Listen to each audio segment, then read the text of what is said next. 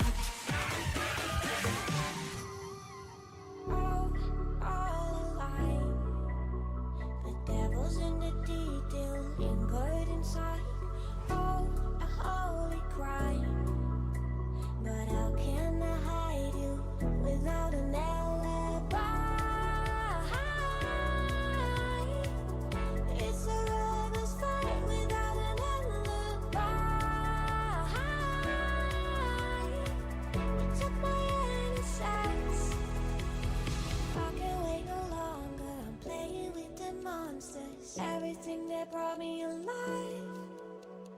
Though we're all like monsters, playing with the monsters. They brought me alive, but got no alibi. It's a lover's fight without an alibi. It took my innocence without an alibi.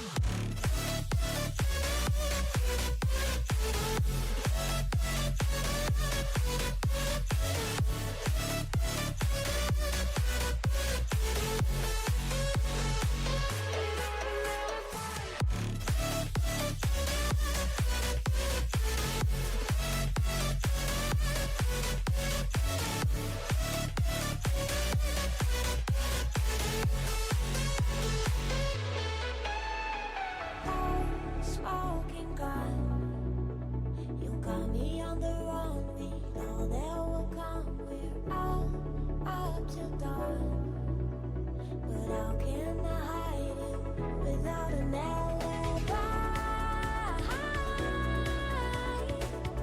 It's a lover's fight without an alibi. Took my innocence. I can't wait no longer. I'm playing with the monsters. Everything that brought me alive. Oh, we're all like monsters, playing with the monsters.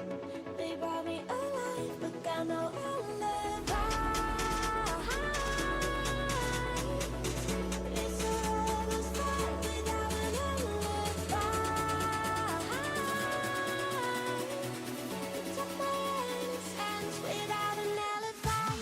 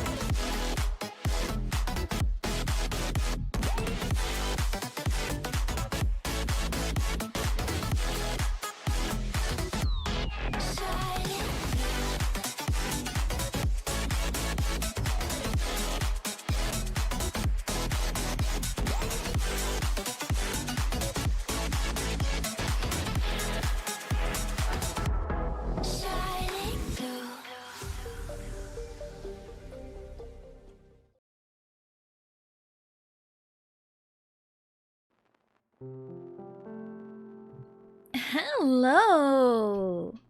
Hello, hello! It is Wednesday, my dudes. That also means it is a fanfiction reading day. Hooray! So we got the chill background music, like we always have when we read. So today, we met a follower goal. And because we met the follower goal, we're gonna read the fanfiction I had written. And, again, to preface, I finished this back in May. So I kinda remember, kinda don't remember stuff about this, so this is gonna be kind of fun to get, like, my genuine reactions, kind of. Hello, DA! Hello, welcome in. Hope you're having a good day. Alright, let me get my stuff kind of set up here, because I kind of set things up at the last minute, kind of half-assed, maybe? I just wanted to make sure everything was all good to go. But yeah, we are returning to the Stray Kids Mafia. I think it's kind of set up in a way where maybe you kind of need context from the first one to understand the second one. I kind of try to make it a standalone. But I mean, we'll figure it out. We'll figure it out on the way. I'm tired? You know what? Same. I am also tired. Just in a constant state of tired. So how the fanfiction streams will work, I usually just kind of go full send on the reading. I'm gonna try to go full send on the reading, and then, like, between, like, the scenes and chapters, I'll try to, like, catch up on chat if applicable. Because I know some people just want to, like, sit and listen, and, like, that's perfectly fine, you know. But, like, just as, like, you know, up front, I may not be up to snuff on chat, so just a fair warning. Because you're gonna read the whole experience. Thank you for the hydrant and the posture check. Thank you.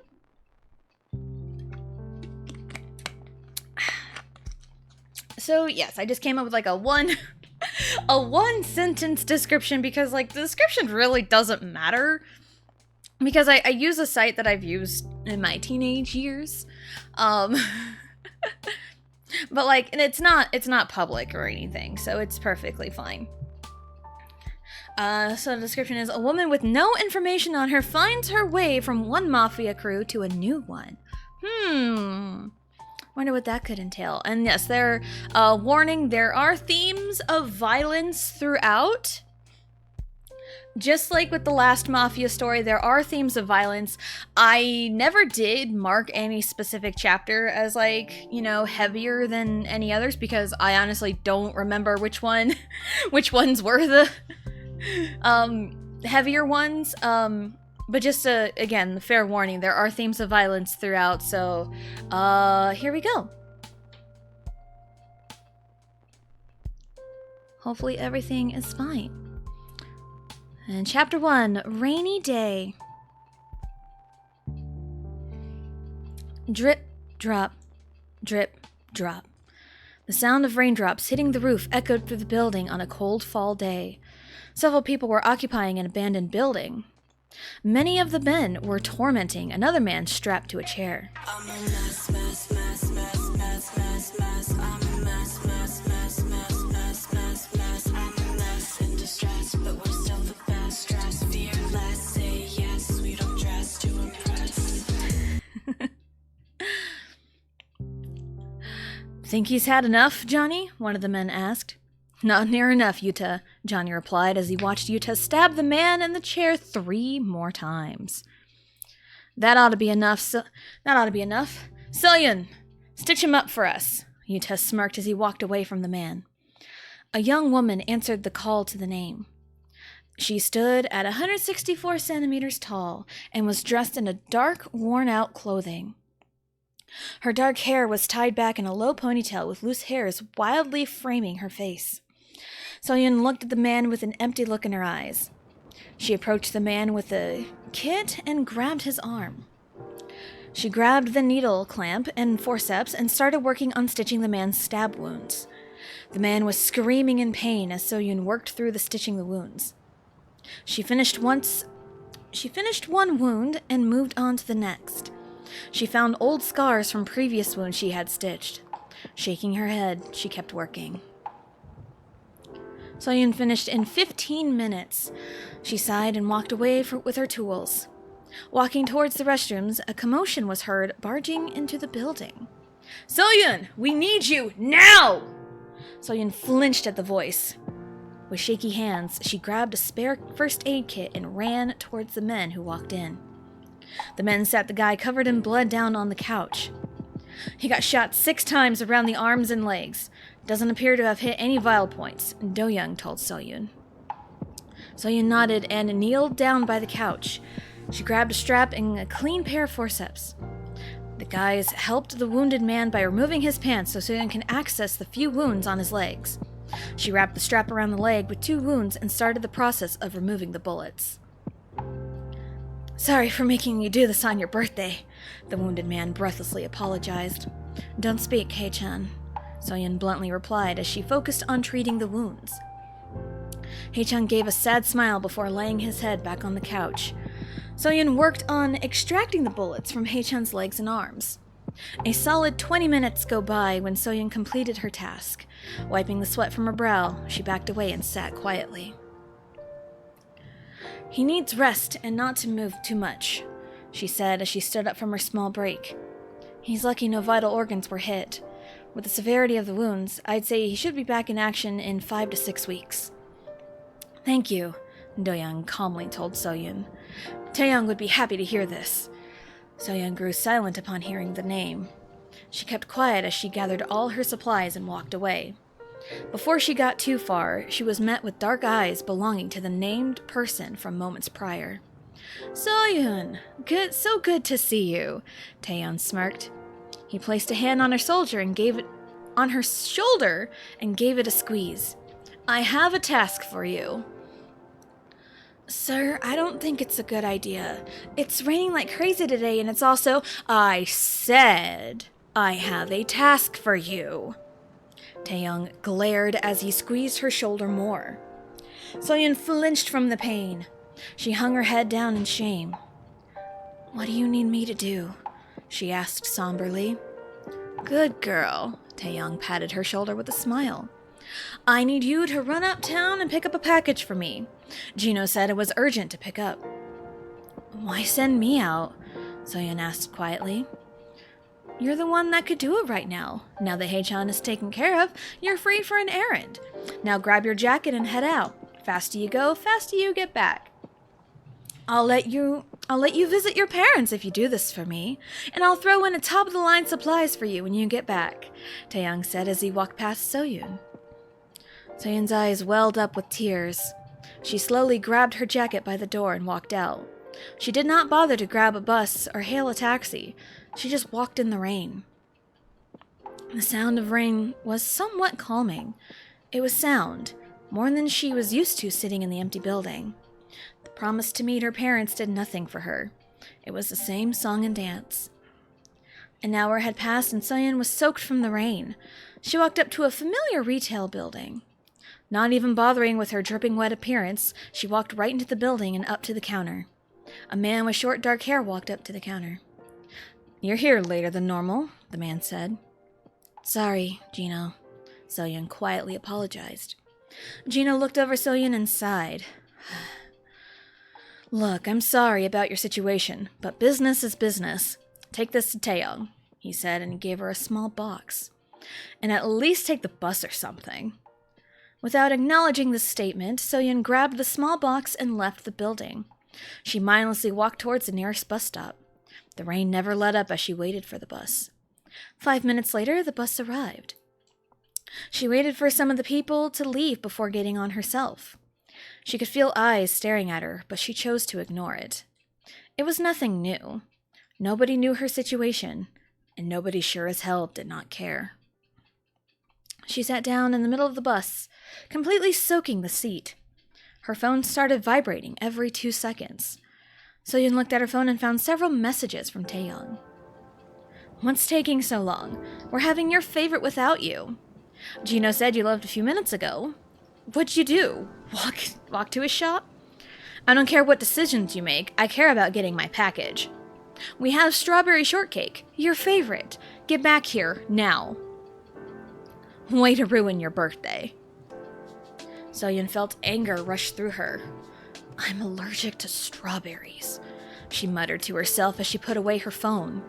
The next bus stop quickly approached. To where Taeyong and the other guys, she would need to get off at the stop. A mix of anger and exhaustion welled within Soyun. She was tired of being treated like garbage. What was she even good for? Bandaging them up when they got hurt? The strawberry shortcake was the last straw. The bus stopped. People moved to get off at their stop. Soyun refused to move. She stayed on the bus and let it take her to who knows where. The bus appeared to travel to the next town over. The moment the bus left the city limits, Soyun's phone started ringing. Taeyong's name lit up the screen. Soyun panicked as she shut her phone down completely. Shit. They were sure to come after her now. They must have seen her location leave town. At the first opportunity, Soyun ran out of the bus. She found herself in an unfamiliar town. Looking around frantically, she found a place to throw her phone away as a precautionary measure. The rain must have followed her as it was pouring in this town too. She ran through the town in a panic. The burst of energy should be enough for her to find some help. She needed an out. This was it. Anywhere she went, people looked at her weirdly.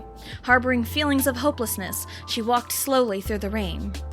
She walked aimlessly for half an hour. A flash of lightning caught Soyun's attention. She looked at the direction of the lightning strike and followed it. As thunder echoed, she walked up to a building. Meteorite Bakery. She exhaustedly opened the door and walked in. Help me, she hoarsely called out before collapsing to her knees. She could barely hear what was happening. Muhyun, what should we do? Good question, Jung-in. Soyun reached out to the person closest to her. Please, help. Everything went blank. Chapter 2. Who are you?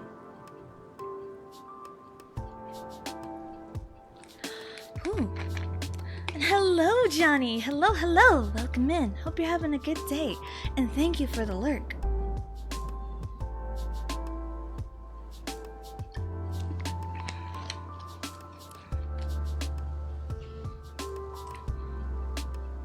Soyun stirred awake.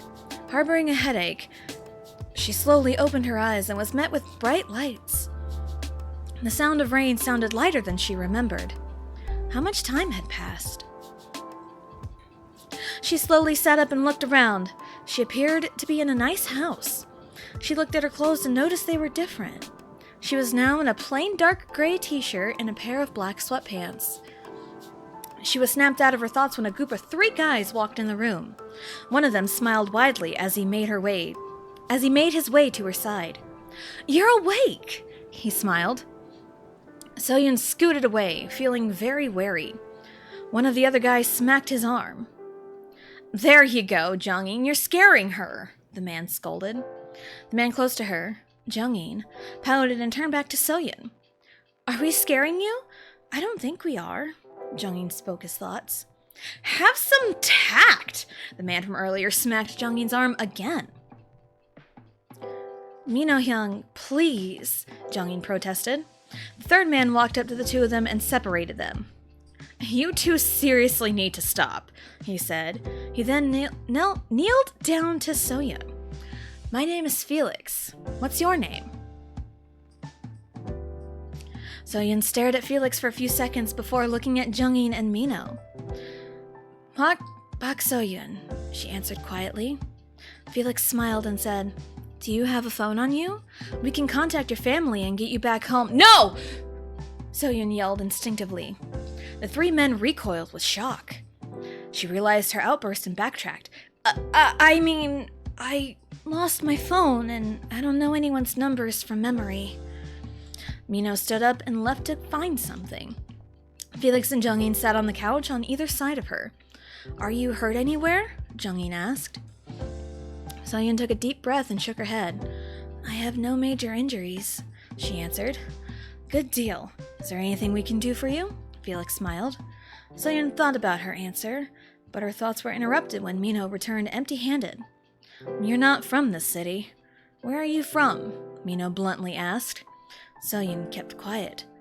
Mino sighed. Boss won't be very happy with this predicament if you don't answer us. Boss? Soyeon felt her heartbeat quicken hearing the term. Felix and Jungin noticed. Before they were able to say anything, a door opened and in walked a couple. The man had short black hair, brown eyes, and was dressed in a black hoodie and black joggers with white stripes. And the woman had mid-length red hair, green eyes, and wore a black t-shirt with blue oversized jacket and black capri workout pants. Both of them looked like they held a lot of power. What's going on here? The man asked.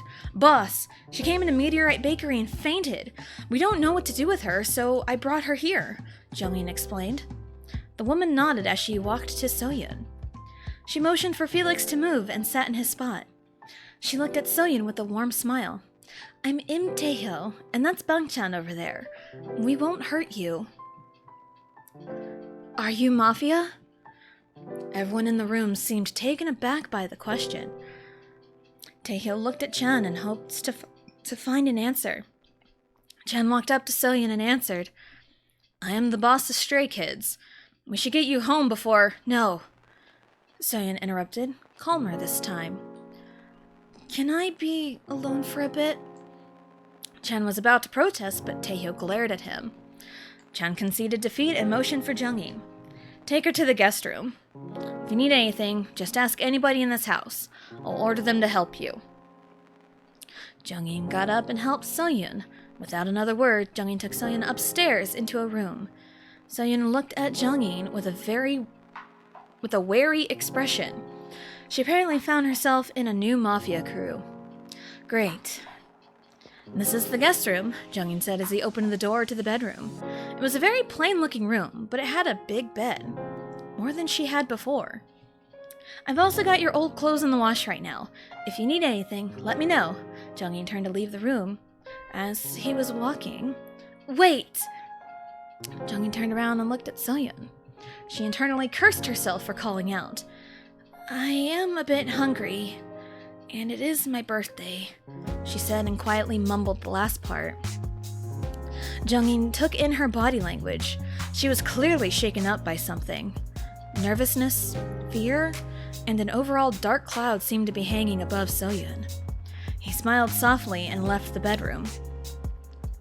He smiled softly as he left the bedroom. Moving quickly, he fixed a plate of food. Before he walked back up the stairs, he looked at the plate of brownies. Felix must have made those earlier today. He grabbed one and placed it on the plate. Back upstairs, he knocked on the door to the guest room before entering. He slowly approached Soyeon. If it's not what you like, let me know. I can find something more suitable for you. He placed the plate gently on the nightstand. Before he left the room, he looked back one more time. And happy birthday. He smiled to himself as he saw a small shade of pique on Soyeon's cheeks.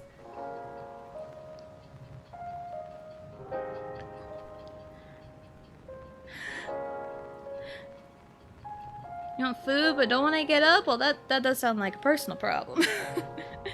I feel that though. Why so violent? Well, they're a Mafia crew, that's why. And hello, Boo! Hello, hello! Welcome in. Hope you're having a good day.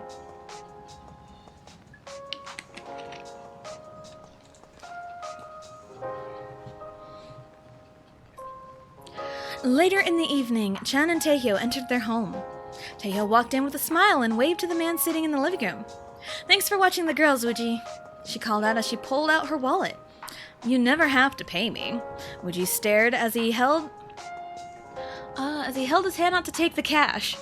Again, you know that's a lie, Taeho chuckled as she handed Wooji the cash. At that moment, two children ran into the living room. One older kid and one toddler. Mommy! Chani, you're back! The older kid cheered. Autumn! Taehyung called back as she pulled her into a hug. The toddler was following closely and tripped. Taehyung giggled as she picked up the toddler. "And how is little Ari?" She cooed at the toddler. Ari let out a soft giggle as she hugged Taehyung. Wooji patted Taehyung's shoulder and nodded to Chan before leaving their house. Chan took Ari from Taehyung and carried her upstairs. "Time for bed, girls," he called out. Autumn ran up the stairs into her room. Taehyung followed everyone up the stairs to help with the routines.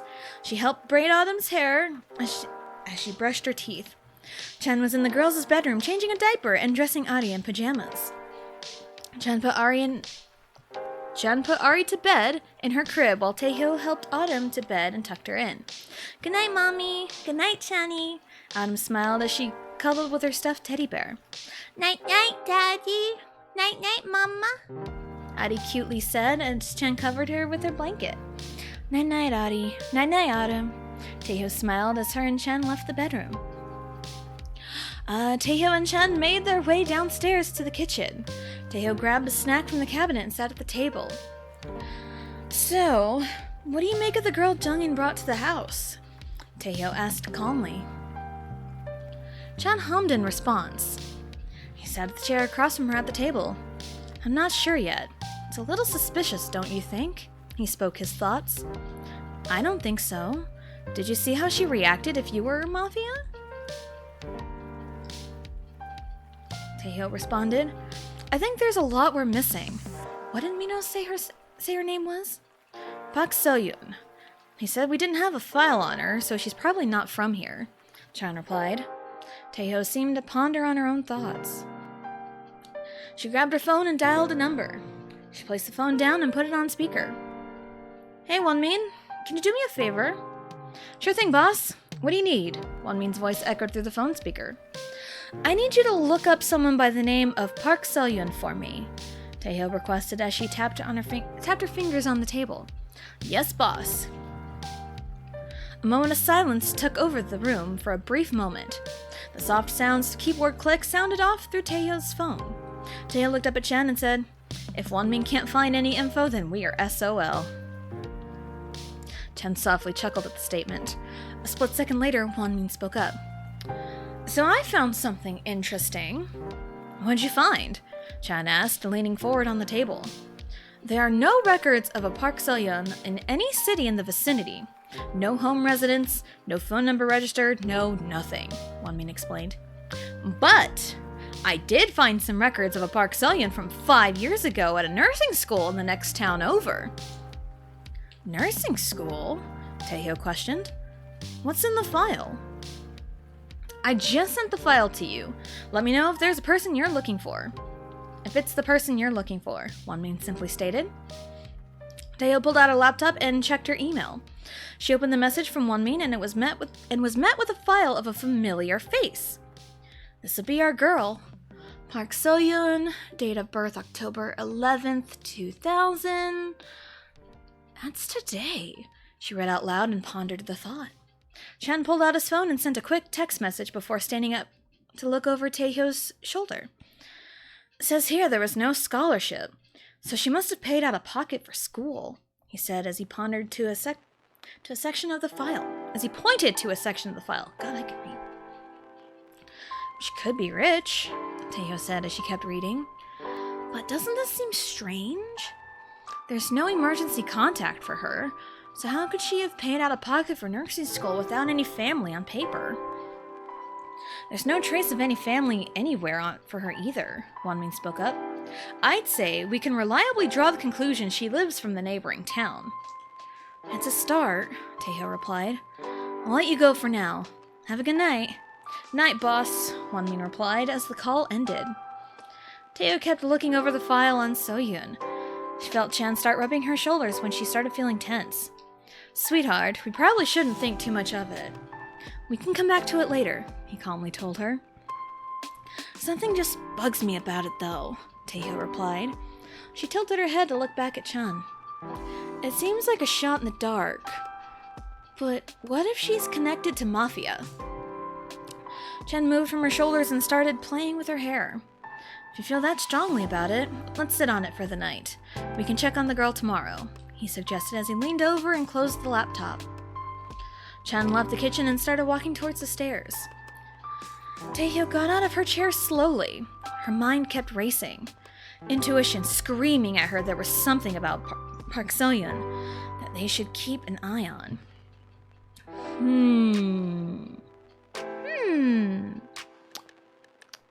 Chapter 3, Bribery.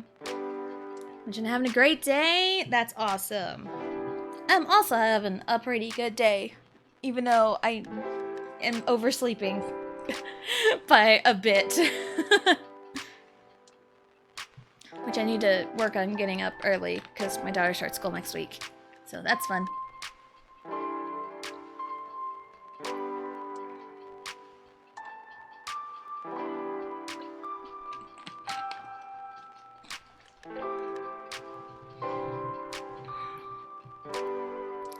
Autumn, time to go!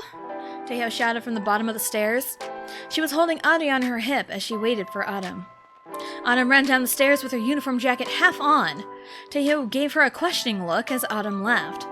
She fixed her uniform and grabbed her backpack. "Who's picking me up today?" Autumn asked, slipping on her shoes. "Uncle JJ will pick you up today. He's going to take you to my office after school." Taehyeo answered as she grabbed her car keys and handed them to Adi. "Why can't Chunny pick me up?" Autumn pouted as they walked out the door. "Do you not remember the teachers freaking out last time he went?" Taehyeo chuckled at the memory. "I thought it was funny. He used to show up more." Autumn giggled as she climbed in the car. Taehyeo shook her head as she strapped Ari in the car seat and grabbed the keys from her. "Chunny is also busy today. Maybe if you ask nicely, he'll pick you up when he's got time," she said as she started the car and put her seatbelt on. Taehyeo started driving to school. The drive to school was a little longer than her old school. She pulled up the school and parked the car. Autumn unbuckled herself and gave Adi a hug and a kiss, and Taehyeo a hug and a kiss. "Bye, Mommy!" Autumn smiled. "Behave, please, and have a good day," Taehyeo called out before Autumn shut the door and walked to the front gates. She released a sigh as she started driving to her office. Adi made an assortment of babble noises on the drive. Taehyeo smiled as she pulled into the building. As she was pulling Adi out of the car seat, she received a phone call. Taehyeo narrowed her eyes at the name on her phone, but answered it anyway. "What is it this time, Jisung?" "Chan told me I was bringing you lunch today. What would you like?" Jisung asked, smile clearly heard from his tone. Taehyeo took a deep breath and released a defeated sigh. "Jisung, it's 8 a.m. It's nowhere near lunchtime yet. Why are you asking now?" she asked as she carried Adi into the building. "I'm bored," Jisung simply replied. "Jisung, I have work to do. If you're not going to tell me anything worth a damn, I'm hanging up." "Wait! Do you want an update on the girl?" Jisung pleaded. Taehyeo groaned as she entered her office. "Then start with that, you dipshit!" she snapped. She placed Adi in the playpen and closed her office door. Okay, Jisung protested. She doesn't talk much, but she did confirm she lived in the next town over. "So my guess was correct," Taehyeo said to herself. "We found files on her saying she went to nursing school. Has she said anything about that?" "Not really. She shut us out pretty good. About the only one she kinda talks to is Jungin," Jisung answered. Taehyeo hummed in reply. "I have some theories just with her behavior thus far, and I have an idea on how we can maybe get her to open up," she suggested as she worked on her computer. "What's your idea?" "What makes you think I'm telling you?" Taehyeo immediately replied. "All right, fine. You work your magic and we'll protect her. You have my word, Taehyeo," Jisung sincerely said. "Thank you, Jisung," Taehyeo smiled. "By the way, chicken nuggets and fries sound good for lunch."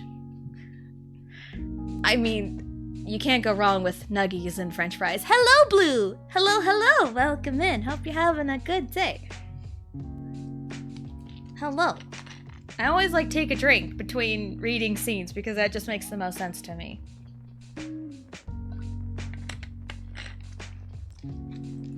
As we are, reading.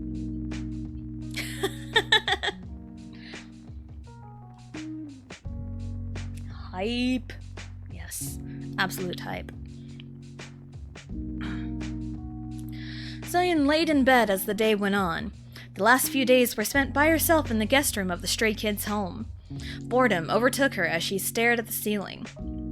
No phone to keep her occupied, no belongings to entertain her. It was just Soyeon and her mind.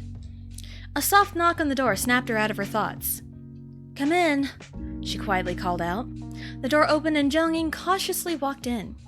"Hey, how are you doing?" he asked politely. Soyeon sat up slowly and pondered on her thoughts. Jungin was nice. Was he nice enough to try and talk to? "I'm alright, just bored," she quietly answered. Jungin nodded as he carefully sat down on the bed next to Soyeon, leaving her some space. "Would you like to get some fresh air? Maybe going outside for a bit can help your boredom," he suggested. Soyeon looked at Jungin in the eyes. She decided to go along with him. "That sounds nice," she replied. Jungin smiled. "We can just stay close to the house if that makes you feel safer." "Thank you, Jungin." Soyeon showed a small smile. Jungin stood up from the bed and helped Soyeon to her feet. He began leading the way downstairs and out the back door. It was a nice fall day. Few clouds in the sky and the sun shining bright. The two walked quietly outside for a few moments. "Soyeon, I'm curious. How did you end up here?" Jungin quietly asked. "You don't have to answer. I'm just trying to help any way I can. And I can't help if I don't know." Soyeon crossed her arms and hugged herself. "There was a terrible situation that I needed to get out of," she softly said. "You're safe here. Maybe once you feel comfortable, I can take you around town?" Jungin offered. Before Soyeon replied, Jungin's phone rang. He picked it up in a hurry. "Yes, Nuna." "I'm not doing anything this evening. Why?" "Sure, Nuna. I can..." "Are you sure?" "I can do that." "See you tonight." "What's going on?" Soyeon asked, partly curious, partly worried. Jungin paused for a moment. He took a deep breath and asked, "Would you like to accompany me to dinner with the boss and his wife?" Soyeon panicked a little bit. I don't think I can. You've met them once, when you first got here. I promise you they will not hurt you. It'll be at their house, and it's a safe environment.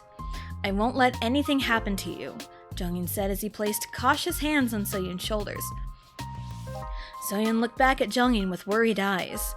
He seemed genuine in his statement. She relaxed slightly before replying. "Okay, Jungin, I'll go." Jungin smiled widely and jumped a little. "Thank you, Soyeon. If we head now, we'll get there right before dinner time," he said as he grabbed her hand and took her back in the house. Soyeon did not fight it. She let him take her around the house to get ready to leave. Jungin grabbed a jacket and a pair of shoes for Soyeon before they walked out the door. He helped her in one of the cars and started driving away.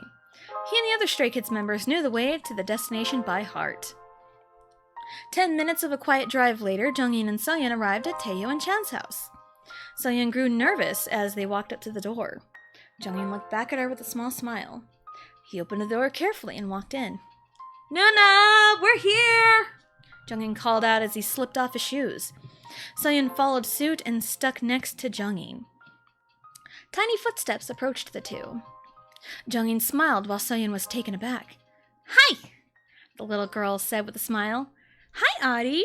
Jungin smiled as he picked her up. "How are you?" he cooed as he grabbed her hand. Soyeon watched in amazement. She looked at Adi and showed a smile. Adi smiled widely as she held out her arms towards Soyeon. She picked up Adi and held her on her hip. "Hi there," she softly said. "Don't be strangers. Come in, come in," Taeyo called out from the kitchen. Jungin motioned Soyeon to follow him into the house. They walked in and met Taeyo in the kitchen. "Hey, Nuna," Jungin greeted. "Hi, Jungin," Taeyo greeted back. Her eyes went to Adi, who was on Soyeon's hip. "Soyeon, right?" "Yes, ma'am," Soyeon politely replied. "No need to be so formal," Taeyo replied warmly as Adi reached out her hands to her. "Chen is upstairs playing nail salon with Autumn. Go ahead and join them." she told Jungin. Jungin patted Soyeon's shoulder comfortingly before leaving the kitchen to head upstairs. Soyeon grew more nervous as she watched Taeho place Adi in a high chair. "Have a seat, Soyeon," Taeho calmly called out as she put a small plate of food in front of Adi. Adi started grabbing at the food and started feeding herself slowly. Taeho and Soyeon sat down in separate chairs. "How are you doing?" Soyeon looked down at her hands. "I'm doing all right," she simply answered. Are the guys treating you okay?" Taeho asked. "If they're not, I can take care of them for you." Soyeon reactively let out a small chuckle. "They're treating me okay. I don't really talk to them much, though," she answered honestly. I know knowing they're Mafia is very intimidating, but I can promise you they will not cause you any harm," Taeho calmly spoke. "I wouldn't have married their boss if I didn't think that." Soyeon held on to her words for a few moments. They were nothing but respectful to her while she was at their house. She hummed as she thought about what to say. Never really got the chance to open up much before. I honestly don't even remember any hobbies I had. She spoke some of her thoughts. Taeho felt a pang of sadness for a moment. "It must have been rough for you for a long time," she commented. "That's why you ran away, isn't it?" Soyeon nodded as she looked over at Adi eating. She slowly smiled and looked at the small toddler. "Can I ask how old she is?" she softly asked. "She's 15 months," Taeho answered with a smile. "She's adorable." Soyeon smiled and gave a little wave to Adi. "Thank you," Taeho replied. Adi finished her food and grabbed the plate and slammed it on the table. Taeho let out a laugh as she stood up to take care of her. Before she even made another move, the front door opened. "Sorry, pizza's here. Can you clean up Adi for me? Sorry, pizza's here. Can you clean up Adi for me? Just put her plate in the sink." Soyeon seemed taken aback but complied with the request. She stood up from her chair and grabbed the plate from Adi. "Hi!" Adi smiled and waved. Soyeon chuckled at how cute she was. She turned and set the plate in the sink and grabbed a rag to clean Adi's face and hands. A few moments later, Taeho returned with another person in tow carrying two pizza boxes. Taeho noticed Soyeon's skeptical look. "Let me introduce you. Soyeon, this is Jaejin. Jaejin, this is Soyeon." Taeho smiled as Jaejin set the boxes down. Jaejin nodded with a small smile towards Soyeon. "Well, I'm off then. I'll let you know how the thing goes tonight," Jaejin said as he waved and left. Taeho playfully shooed Jaejin away before walking to the steps. "Autumn! Chan! Jungin! Pizza's here!" she hollered before returning to the kitchen. "Help yourself, Soyeon." Soyeon nodded as Taeho handed her a plate. She looked over to the stairs and found an older child walking their way. Soyeon watched carefully as everyone interacted with one another. It was warm. She was busy watching the child when Chan and Jongin walked into the kitchen. Taeho stood back and looked at everyone in the kitchen. "You gonna eat, Mommy?" Autumn walked up to Taeho with her own plate. "I'll eat after everyone has theirs," Taeho told Autumn. Autumn pouted as she turned back to sit at the table. A moment later, Chan walked up to her with a plate of 2 slices of pizza. He gave her a look and nodded towards the plate. Taeho looked at him back. It was as if they had a mini argument. Taeho sighed as she took the plate from Chan. Chan smiled widely before sitting down at the table. "Oh, hey, before I forget," Chan said as he pulled out a handful of cash and gave it to Jungin. "Give that to Jisung, would you? He's been hounding me all week for it." Soyeon flinched at the name. Taeho caught it out of the corner of her eye. "What does Han Jisung want with that cash anyway?" Taeho asked as she started eating. Soyeon visibly relaxed. The action did not go unnoticed by Taeho. Chan sighed and responded to Taeho. "He's been begging for a bonus since he managed to take care of the bank deal by himself." "Jisung-hyung is always asking for money," Jungin mindlessly commented. "Uncle Jisung uses it to buy me food," Autumn stated casually. "Don't tell me he's bribing you with food again," Taeho groaned. Everyone let out a laugh. The night continued on without a hitch. Teo kept all her observations to herself before sending a quick text message. I need a favor from you. Who could the favor be for?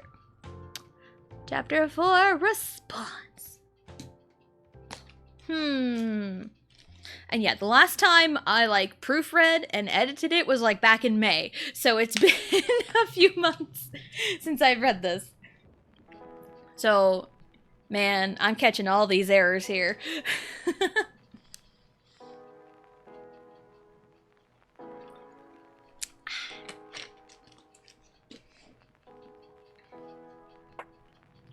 I mean, now is a good time to stretch a little bit. I think I forgot to mention there are 12 chapters in total of this one. It's 20-something thousand words.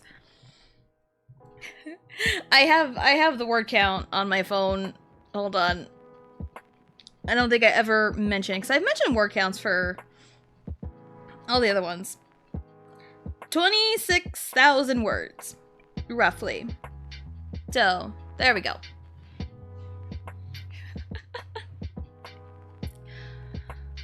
What chapter are we on? 4? 4. Okay. Had to double check. Teo looked up from her desk to find Hanbin in her office after dropping 3 thick folders. This is all the information I could find, boss, Hanbin bluntly said. Teo opened up one of the folders and skimmed through it. This is more than enough. Thank you, Hanbin, she said as she found a paper with a somewhat familiar name. Park Ji-sung. Is this all you can find on him? The file should have everything you need to know, Hanbin answered. If you just take the time to read, boss. Teo glared at Hanbin before reading the paper more thoroughly. Park Ji-sung, born February 5th, 2002, 180 centimeters tall, blood type O, belongs to Mafia Group NCT. NCT? Teo questioned. Hanbin nodded.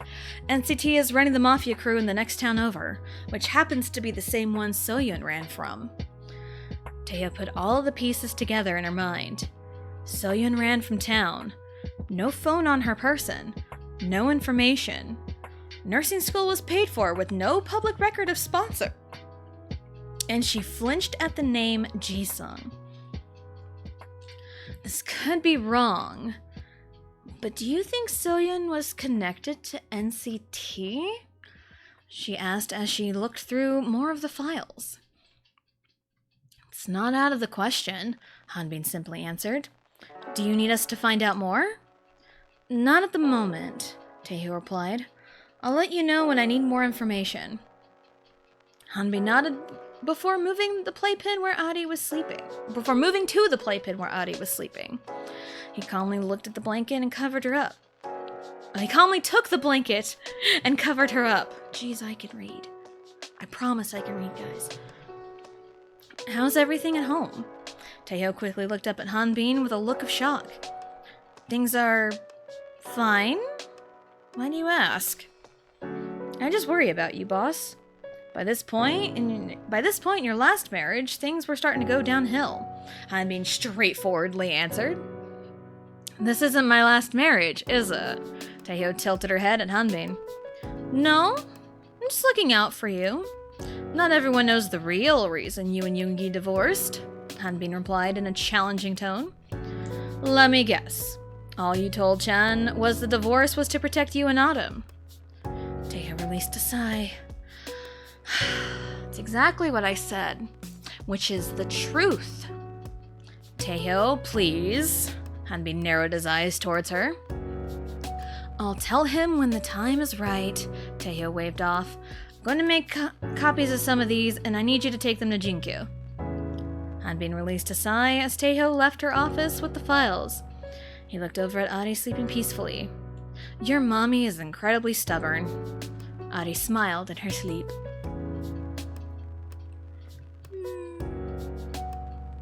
The pieces are falling in place, and for that thud sound, I slapped my leg, and that was a mistake.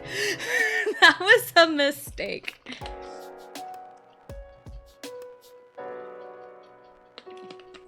Mistakes were made. Mistakes were heavily made. There's almost not quite a handprint on my leg, but there's marks where my fingers were.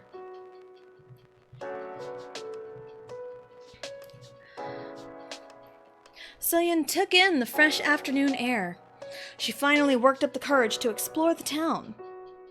After a few weeks of not hearing anything, she felt herself relaxed to leave the Stray Kids' house for the day. She was not completely alone. Changbin and Jungin tailed her as she explored.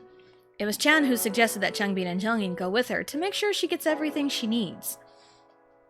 So-yeon walked into a clothing store. She decided she needed to get some essentials first. Simple clothes were okay, but she wanted something more her personality. Attracted to the muted colors, she found a few shirts she loved. Dark red spoke to her as she grabbed a long-sleeved shirt. She continued to grab a few more shirts in her size. She worked her way through the store and gathered some clothes. When she was ready to check out, Changbin stepped up and paid for everything. Jungin carried the bag as So-yeon led the way out. She picked up some essentials like shampoo, soaps, and any other bathroom materials. After walking out of one of the shops, Jungin relayed a thought of his. "We should probably get you a new phone," he said. So-yeon turned around and looked at Jungin with a worried expression. "You're not gonna use it to keep track of my every move, are you?" she asked, voice slightly shaky. Changbin and Jungin seemed surprised by the question. They glanced at one another before looking back to So-yeon. "We won't use it to track your every move. Nobody deserves to be paranoid like that," Jungin said with complete sincerity. So-yeon seemed cautious, but ultimately believed him. She seemed to trust Jungin more than anyone else. He was the kindest to her so far. Changbin took initiative and led So-yeon to the nearest phone store. Jungin picked out a newer phone for her. It was in red. So-yeon felt happy with the pick. Hold on. There we go.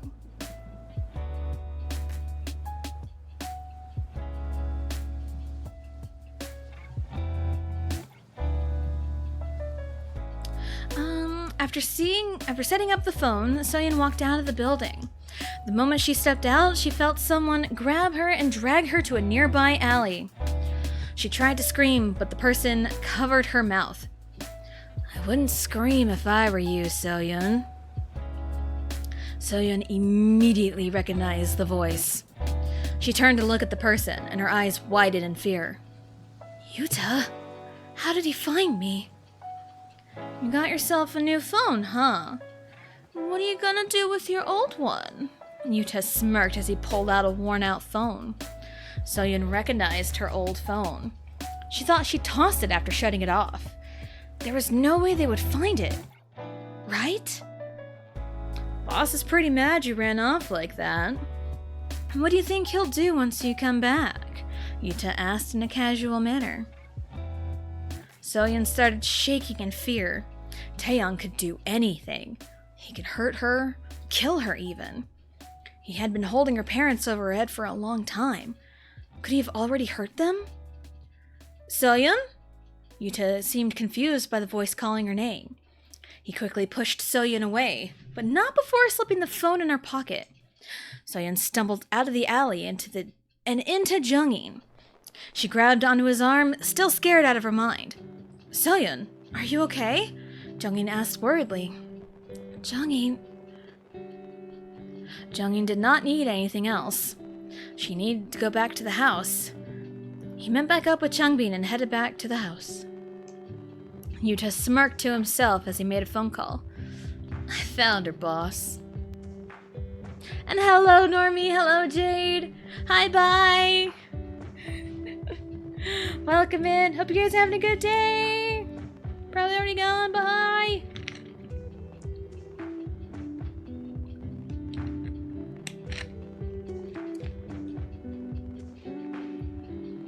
So-yeon stared blankly at her old phone and new phone. What is she supposed to do? Stray Kids have no idea about her life with NCT. She managed to power on her phone and turn off the GPS on the way back without them knowing. She can't have them tracking her. She picked up her new phone. Jungin helped her add a few important phone numbers, like all of Stray Kids plus Taehyou's number. Her fear was taking over as she glanced at her old phone. They had to have tracked her. How else would Yuta know to look in this town? Should have turned it off faster, Soyeon muttered to herself. She wanted to grab her old phone and smash it, but the screen lit up. A message from Taeyong. So you've aligned yourself with Stray Kids. Soyeon looked disgusted at the message. More messages piled in. The more she read, the more conflicted she felt. I haven't touched your parents. Yet. If you want them safe, you'll comply, okay? We've got a new goal. We'll take over where you're at. It's a win-win for everyone. You will tell me everything you know about Stray Kids. Soyeon started shaking.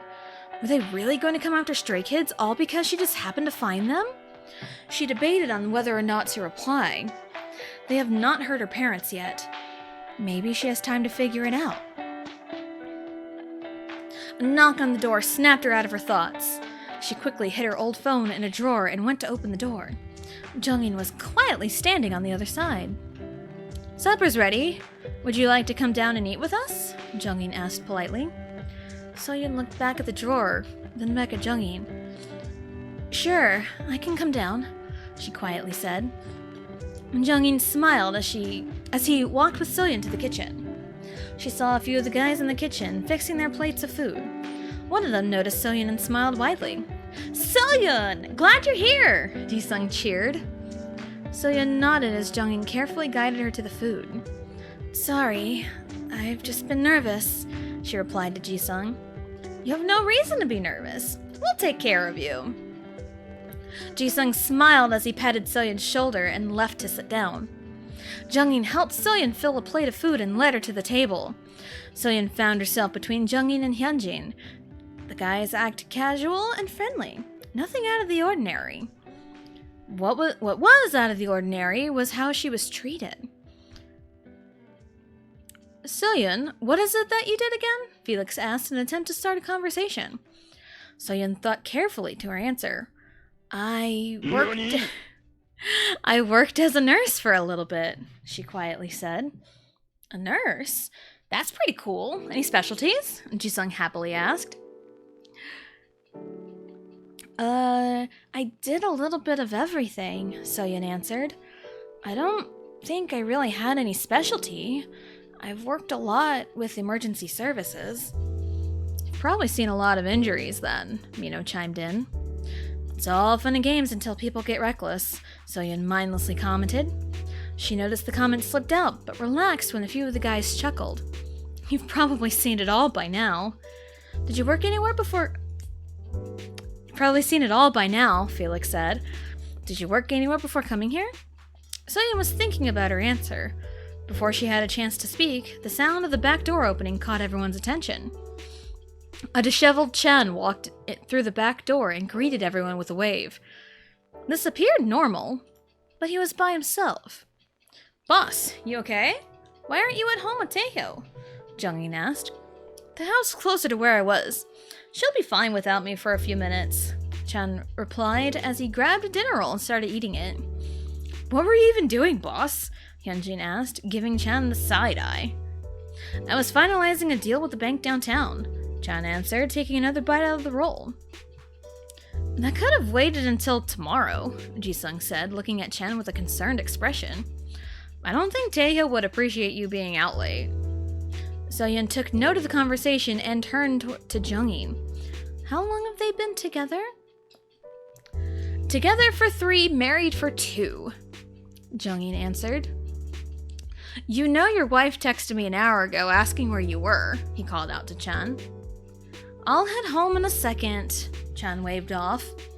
This doesn't seem right, Soyeon spoke up.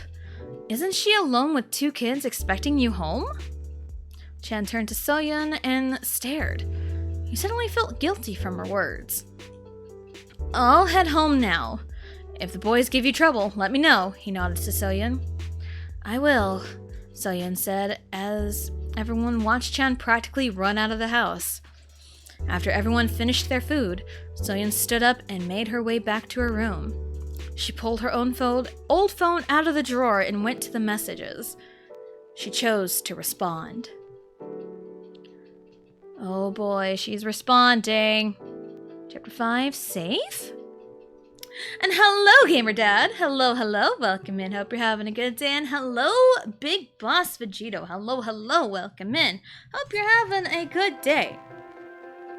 Again, with the fanfiction reading, I may not get to chat quite as frequently. I try to do it between chapters or between scenes. So that's kind of how I want to do it. But hello. Hope everyone is having a good day. Chapter 5. Safe? Question mark?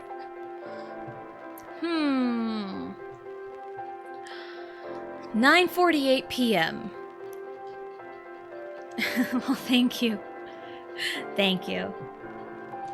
I think it's a favorite costume change. I think the Yoshi one is a favorite one.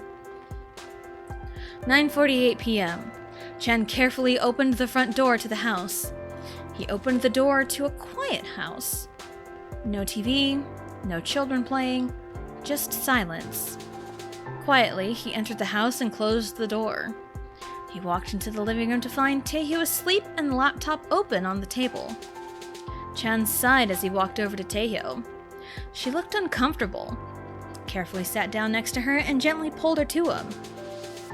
"You must have been waiting for me," he said sadly. He placed a gentle kiss to her head. "I'm sorry."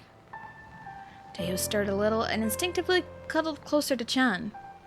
He smiled before diverting his attention to the open laptop on the table. He carefully reached over to grab it. He booted it back up to see several files open. What caught his attention was all the files had NCT on them. He looked over at the current open file and read through it. Lee Dong-hyuk, aka Hae-chan, born June 6, 2000, 174 centimeters tall, blood type AB, informant for NCT. Scouts areas for information and reports it to the boss. Side note, the most wounded man due to his methods to obtain information. Chan read some of the file out loud. The more he read, the more suspicious he became. Why was Taehyung reading up on a Mafia crew from a different town? "When did you get home?" Chan looked up at Taehyung, who had just stirred awake. "Not too long ago," he answered as he shifted to let Taehyung sit up. "We've been gone all evening," Taehyung said as she grabbed her laptop from Chan. "What's this about NCT?" Chan asked, almost ignoring her statement. Taehyung took a deep breath, almost in annoyance. "I have a gut feeling Soyeon is tied to NCT," she answered. "This again?" Chan muttered. Unfortunately, Taehyung caught it. "Forget it," Taehyung replied as she slammed the laptop shut and stood up. Chan immediately stood up and stopped her from getting too far. "Hey, I'm sorry. It's just you've been burying yourself with this when it could just be nothing," he explained himself. "What if it's not nothing?" Taehyung questioned. Chan looked at Taehyung's pleading expression. He sighed. "Soyeon is safe in the Stray Kids' house. She is safe in this town. There's no way that NCT would even try to cross over to here. If they do, we'll put an end to it. So let's not worry about it too much, sweetheart." Taehyung slumped her shoulders in defeat. She said nothing more and headed upstairs. Chen followed her upstairs and checked on the girls with her. Both were sound asleep. "Ari's been fussy all evening," Taehyung spoke. "It took an hour to get her to finally go to sleep. She wanted you." Chen felt guilty. "I'm sorry," he quietly said as he hugged Taehyung from behind. Taehyung closed the door to the room and sighed. "I know I did it on my own for 4 years, but I only had one kid. There's 2 now, and I feel like I'm still on my own. I know you're a busy man, but you can make time, can't you?" she said as tears threatened to spill from her eyes. Chan hugged her tighter. I'll do better. You're not alone, and I'm sorry I made you feel that, he apologized. Taeho turned around and hugged Chan properly. You've probably had a long day. Let's go to bed, sweetheart. Taeho nodded as they entered their bedroom. Chan went about his normal routine, but Taeho still seemed hesitant. Hello, Sam! Hello, hello! Welcome in. Hope you're having a good day. Hello. Again, between scenes and chapters, I'm always taking a drink because, of course, right?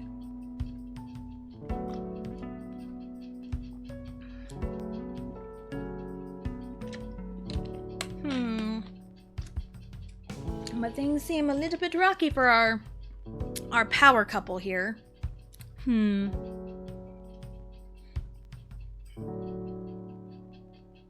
Ouch. Of course, my hands get caught in my hair as I'm stretching, right? It's the curse of naturally curly hair. Well, now I can chill. Let's go. Nice, nice. Soyeon sat in the living room of the Stray Kids' house reading a book. She was bored as everyone had left for the day. I saw hi and bye. No, Normie and Jade stopped by in chat for like a couple seconds and said hi and bye. So that's what that was. So it's all good. Let's see. Soyeon sat in the living room of the Stray Kids' house reading a book. She was bored and everyone had left for the day. Jungin told her something about a mission to prepare for that required all of them. She spent most of her day in the living room and kitchen, all to avoid her phone. Thoughts of her life a few months ago would flood in every so often. The difference in how she was treated was night and day, but NCT knew how to get under her skin. Memories of her parents would come to mind. They were beginning to grow faint. It had been years since she last saw them. Taeyang would promise and promise over and over again that he'll let her see them. She was beginning to wonder if they were even alive. There was a I can read. There was a sliver of hope that they were. A phone ringing from upstairs caught her attention. She closed her book and walked upstairs. When she arrived back in her room, she saw her old phone ringing. She knew better not to answer with Taeyang's name taking over the screen. The phone stopped ringing, but it began receiving messages. We need you home. We're hurt badly, and you're the only one good enough to patch us up the right way. Park Soyeon, if you don't answer me, I will kill your parents. Or better yet, I'll just come get you myself. Shouldn't be too hard to find stray kids. Soyeon gripped her phone tightly. She responded, Leave me alone. She about threw the phone at the wall when it vibrated with a new message. Soyeon, you know we can't do that. Don't you think your parents will be disappointed? Soyeon rolled her eyes. Her doubts were overflowing as she replied, Are they even alive? Taeyang's next message was a video. Cautiously, she played the video and her stomach dropped. The video showed what appeared to be her parents. They were tied to chairs and completely injured.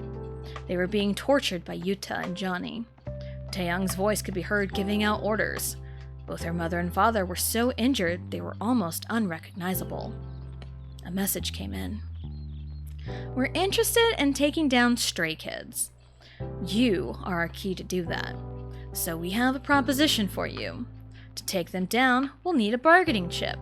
That will be your job. Get us a bargaining chip that will make stray kids fold. We trade the chip you pick. Oh my goodness. We trade the chip you pick for you and their territory. If you don't comply, they will die and you will witness it. Soyeon set the phone down. The video was real and recent as it can get. She needs to figure out a way to stop NCT from getting to stray kids and save her parents. There has to be a way. I'll do it. Just give me time. Soyeon set the phone down, grabbed her new phone, and left her bedroom. She needs time. How will she get it? The door opening and the sound of bags rustling snapped Soyeon out of her thoughts. She looked at the door and found Taeho walking in with a handful of grocery bags. She looked at Soyeon and smiled. Don't mind me, just dropping off some supplies. Taeho spoke with a smile. Soyeon nodded as she looked at the bags. There were various snack foods, drinks, and even first aid supplies. Soyeon subconsciously gravitated towards the first aid supplies. She looked over everything and noticed everything was top line. Where do you get your supplies? Soyeon asked as she inspected the new first aid kit. My friend's sister's friend works at a pharmacy, Taeho nervously explained. I've got connections everywhere. Soyeon nodded as she kept looking at the kit. Never seen tools like this so pristine, she mindlessly commented. Taeho chuckled at Soyeon. Best case scenario, you shouldn't need to use this. But the boys get scratched up all the time. It's a gamble who patches up who. Soyeon lightly chuckled.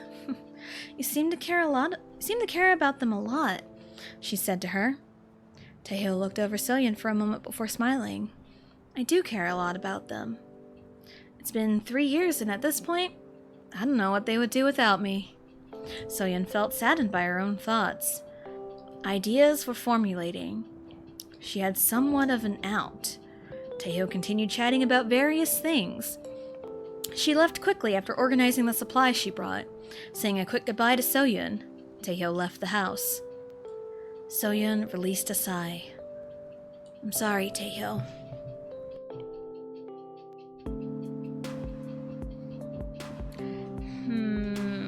Soyeon, what are you thinking?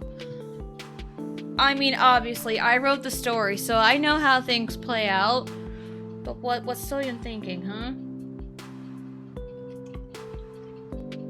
What's going on?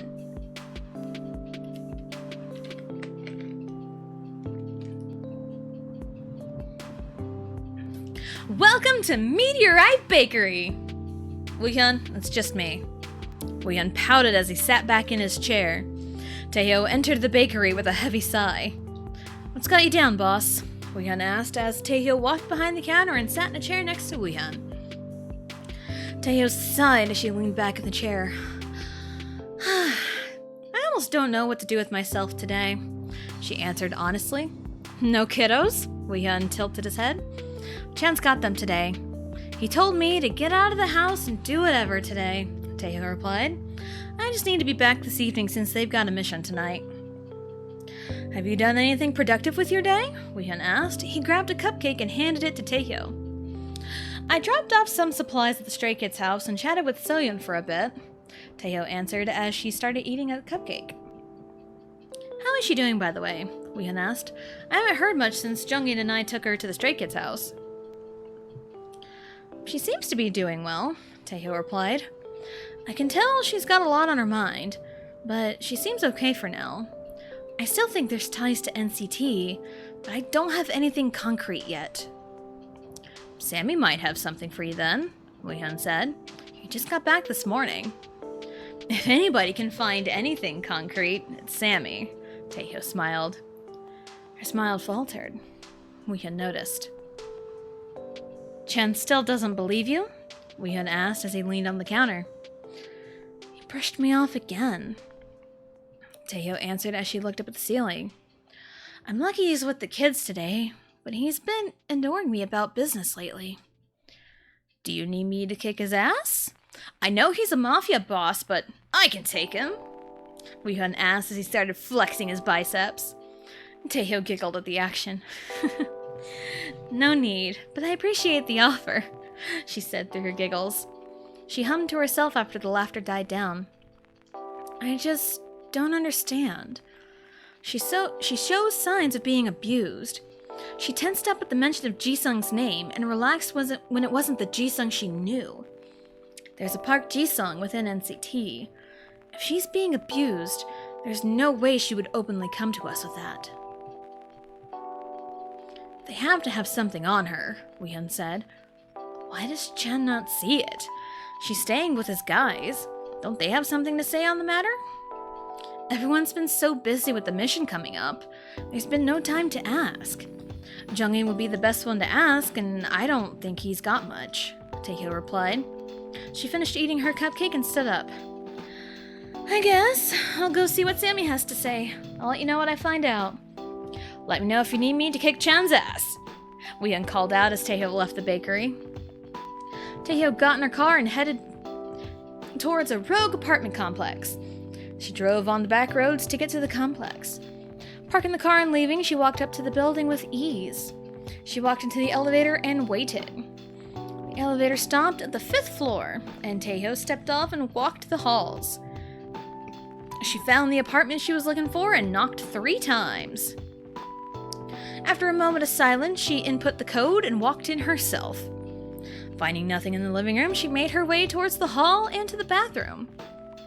One look in the bathroom and she froze. She blinked a few times.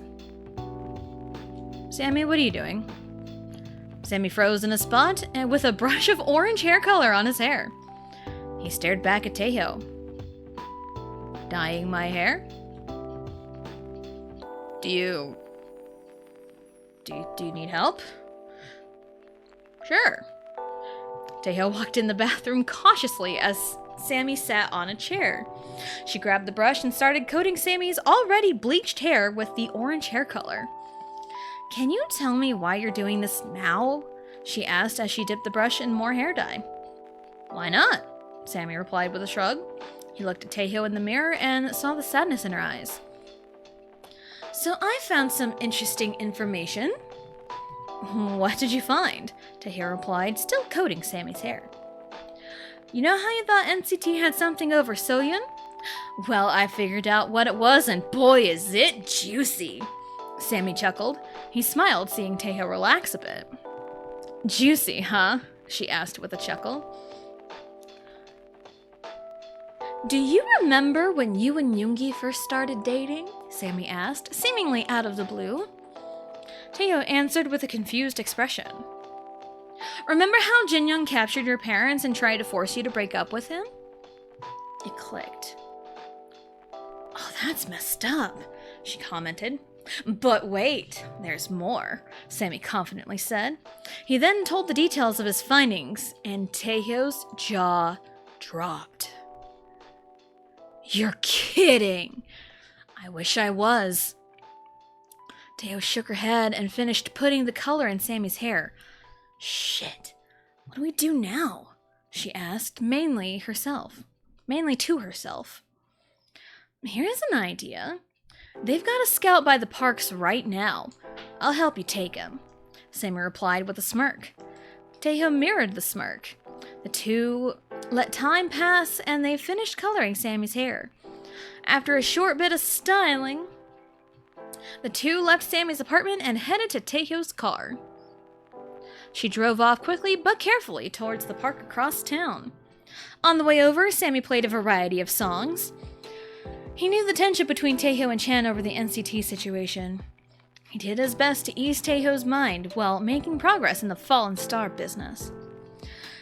After 15 minutes, Taeho pulled over and watched the park with Sammy. There was a man on the taller side walking through the park. Sammy nudged Taeho and they both left the car. They carefully approached the man. The man was on the phone and appeared to be talking to someone important. I've been looking for hours. I'm looking exactly where you told me to, boss. Park So-yeon should be here, and she's not. All right, I'll keep looking. The man sighed as he shoved his phone back in his pocket. Taeho and Sammy shot one another a knowing look before working their magic with this unknown member of NCT. Chapter 6, Injuries. We are almost halfway done. I say that because there's 12 chapters and this is chapter 6.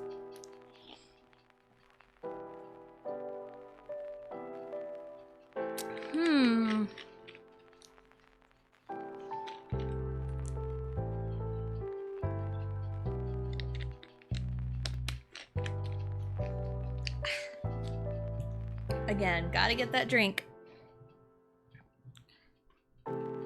And stretch mostly, because again, laptop is on the floor.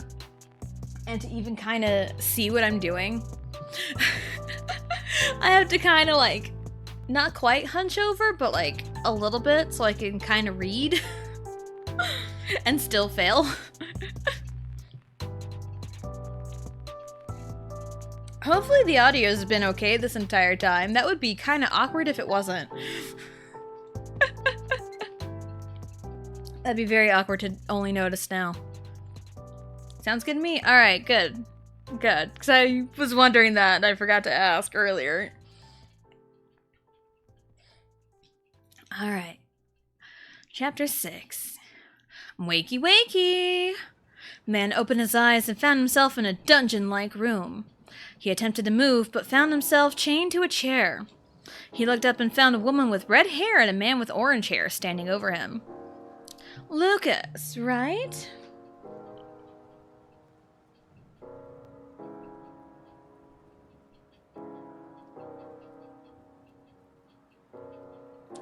Sorry, there was a phone call. And the number's confusing. I mean, if it's important, they'll leave a message. I can call back.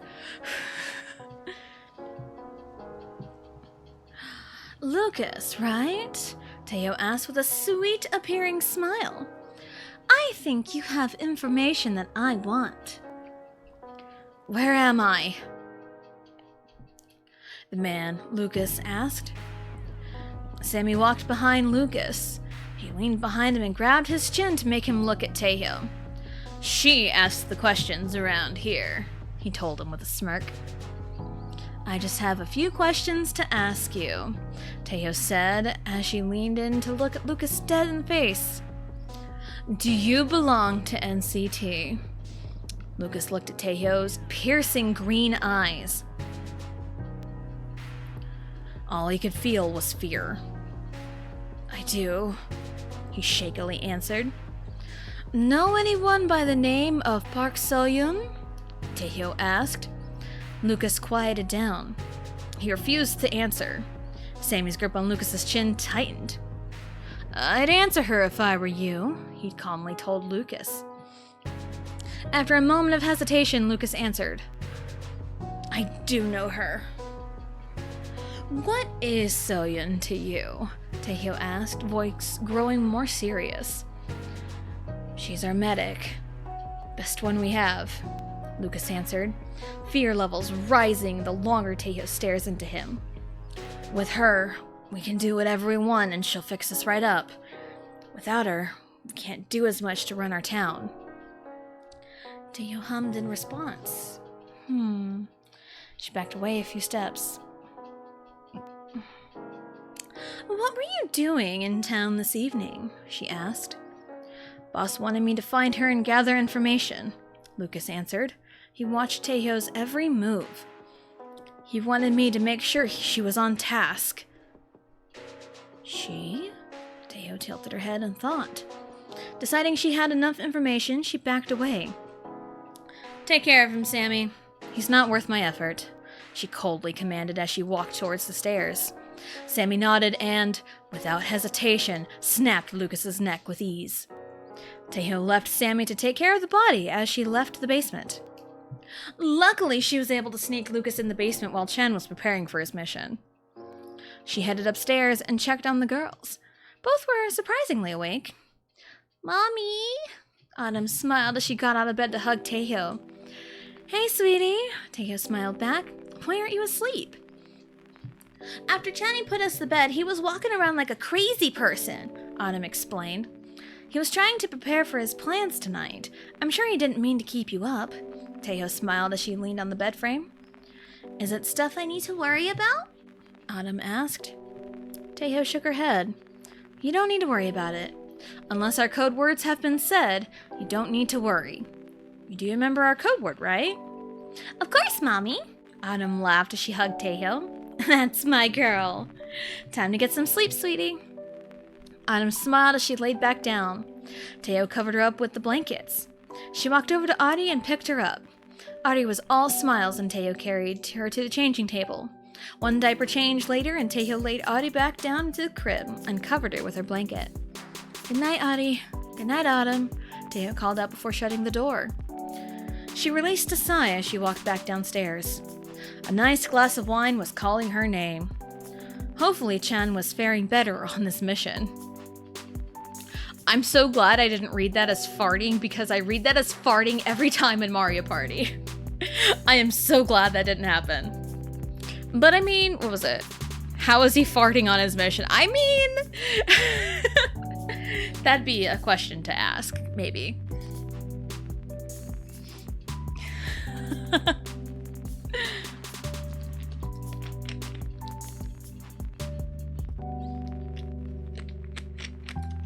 I mean, I think during Until Dawn, I think it came to like the decision, or like, because my husband played it for a little bit.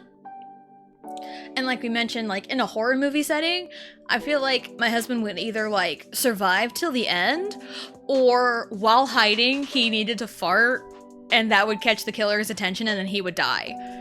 So I feel like he would die if he farted wrong at the wrong time. That does sound like my husband, so it would make the most sense.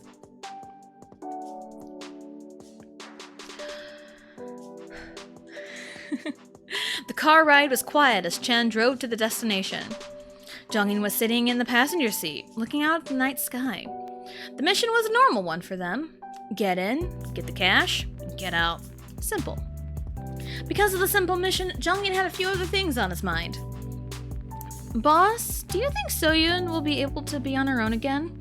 Jongin asked. "Given enough time, she should be able to. She seems to be making great progress," Chan answered honestly. "I think so too. She's a sweet girl." Jongin smiled. Chan laughed at Jongin's expression. "I already know. You've been talking about her a lot." "Sorry," Jongin nervously said. "She's been through a lot and I want to make sure she's taken care of. Once she opens up, she's super easy to get along with." "Since I'm not at the house, can you tell me about her?" Chen asked, smiling to himself, knowing the youngest member of his crew. "She always tries her best to help. The longer she's lived with us, the more she helps with the mundane things. Occasionally, she participates in the mischief around the house. It's really fun to watch her open up," Jongin answered with a smile. "If you need anything, I've got your back." Chan nudged Jongin as he parked the car. The two shifted their aura and stepped out of the car. Chan and Jongin met up with Changbin. The three approached the store building and walked inside. The owner of the store was waiting for them at the counter. "Got everything we need?" Chan asked casually. The owner set a large briefcase on the table. "Everything is right there," he said. Chan opened the briefcase and inspected it thoroughly. "By the way," the owner spoke again, "we had a few guys come in here asking about you guys." "Oh?" Chan asked, seemingly intrigued. "It seems kinda odd to me. I didn't tell them anything, but they were fairly persistent," the owner said nervously. "I'd be careful if I were you." "We'll be alright," Chan said with a smirk. "If anything happens, let me know. We'll take care of it." Chen signaled for Jongin and Changbin to follow him out of the shop. The moment they stepped out, a gunshot was heard. The three looked around and found nothing. More gunshots could be heard. Jongin and Changbin were on high alert. Something felt off. Terribly off. "Watch out!" Chen had a little time to react before he was pushed out of the way. His eyes widened as he saw Jongin go down, arm bleeding out. Chen quickly pulled out his own gun and started shooting in the direction of the bullet. He turned to Changbin and ordered, "Get him out of here!" Changbin nodded as he grabbed Jongin and fled the store. Chen quickly found cover and pulled out his phone. After 2 rings, he got an answer. "Hyunjin, what's going on?" "Snipers that are not me," Hyunjin replied. "I think I know where they're coming from." "Take care of this now!" Chan snapped. "Jongin got shot. I don't need any more than him." "Yes, boss," Hyunjin responded. Quiet sounds of gunshots were heard over the phone speaker. The call ended as Chan surveyed his surroundings. Suspicions rose when 3 men approached him.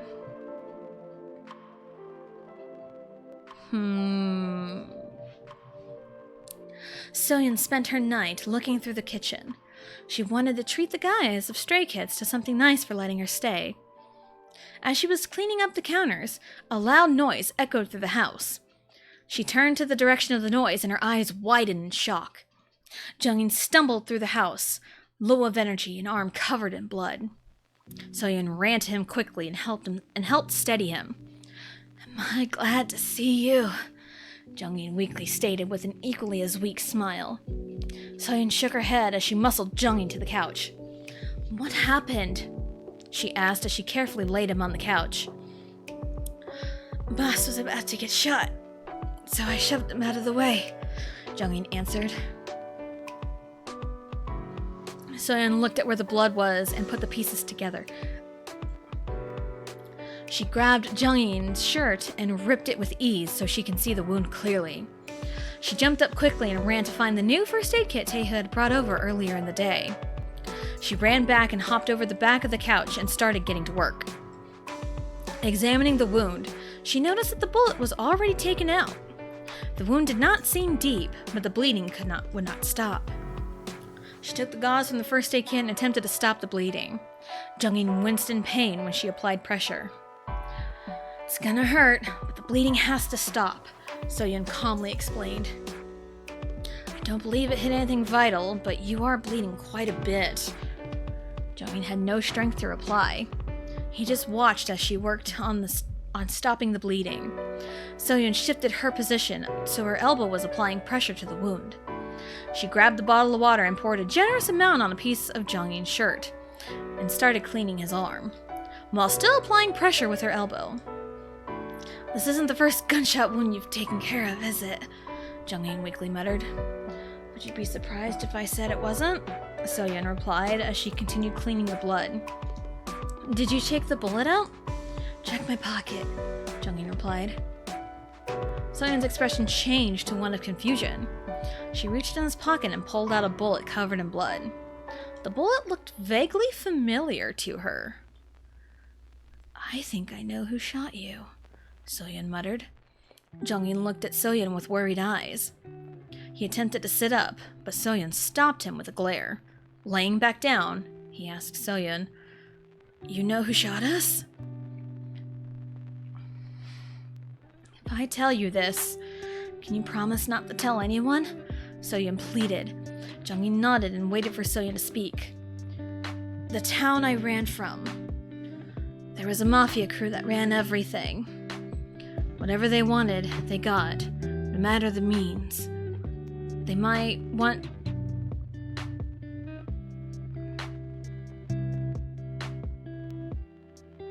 They might want to bleed into this town too.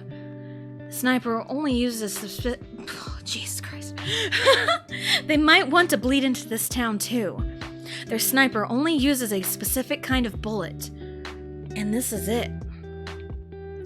Jungin noticed how scared Soyeon seemed to tell him the information.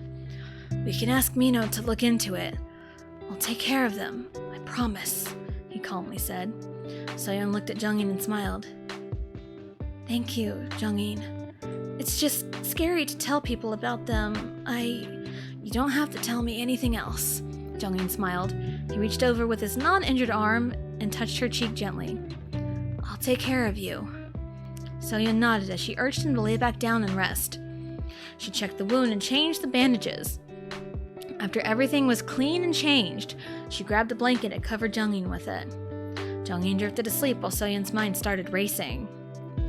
If she contacts NCT through her old phone, would they attack Stray Kids more? Would they attack regardless if she says nothing? She still has to find a bargaining chip for them. Does she speak up or keep to herself? Would telling them about NCT be enough?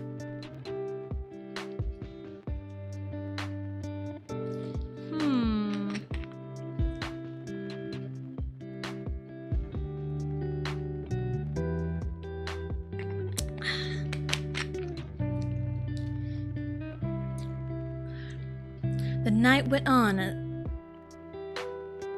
Wow, really? That was what I wrote? Okay. The night went on as the night grew darker. Chan stumbled into the house when the clock struck 4 a.m. Once everything was cleared up at the shop, and he heard back from his men, he headed home. He slipped off his shoes and headed upstairs. After quickly checking on Autumn and Audie, he walked to his bedroom. He tried to be quiet and walked in, and smiled to himself when he saw Taeho. She was dressed in her silk mint green pajamas paired with her silk mint green robe. She laid on the bed asleep, uncovered, and with her phone loosely in her hand. Chan chuckled to himself seeing Taeho in her current position. He sat on the bed and looked over to her. He noticed the phone was unlocked to a text thread. Gently, he took the phone and saw she was texting Soyun. Their conversation seemed lighthearted. Fueling his curiosity, he scrolled up in the conversation. What caught his eye was a message about Jungin. The messages were back and forth about Jungin and how his condition was. Soyun's messages came across as panicked at first, but seemed to calm down with Taeho's replies. The conversation transitioned into one of a lighthearted nature. He smiled, seeing talks about ice cream. The last message of the thread was from Soyun asking about favorite ice cream flavors. Must have fell asleep, Chan said to himself. He reached over and moved stray pieces of hair out of Taeho's face. He decided to respond to Soyun's message and answered, "Cookies and cream," as he was moving to set the phone down on the nightstand. A message banner popped up. Chan did not think anything of it until he saw some key words in the banner. Jinkyu. The job is done. Good call taking him in. We'll keep an eye out for more in town. We'll protect Soyun from... What job? Who did she take in? Why does Soyun need their protection? Not wanting to pry, Chan shut off the phone and plugged the charger in. He walked to the bathroom and prepared a shower. Being shot at his own territory, Jungin's injury, and now Taeho is plotting something behind his back? Hopefully the truth comes out soon. Oh man, truth. Chapter 7, Boss Wants You. But we're halfway. We've reached the halfway point. I think this is a good time to take a break because, again, for one, I wrote the story. I know what's coming up. I know what happens in this next chapter, and I think a break is necessary. Nice. Whoa, nice. I'm enjoying it so far. Good. That's good to hear. Like, the more I read, I'm like, oh crap, it kind of would make a little bit more sense if you have knowledge of the bride operation. But, like, it's fine. The story, the core story itself, I think is okay. But I think there's some details that are kind of missing. If you hadn't read or, like, haven't, like, you know, been for the bride operation, but it's fine. It's fine. It's all on YouTube anyway. So yeah, we're gonna take our break. So we are going to get up, stretch, go to the bathroom, grab a snack, do whatever it is you need to do, and we'll be right back.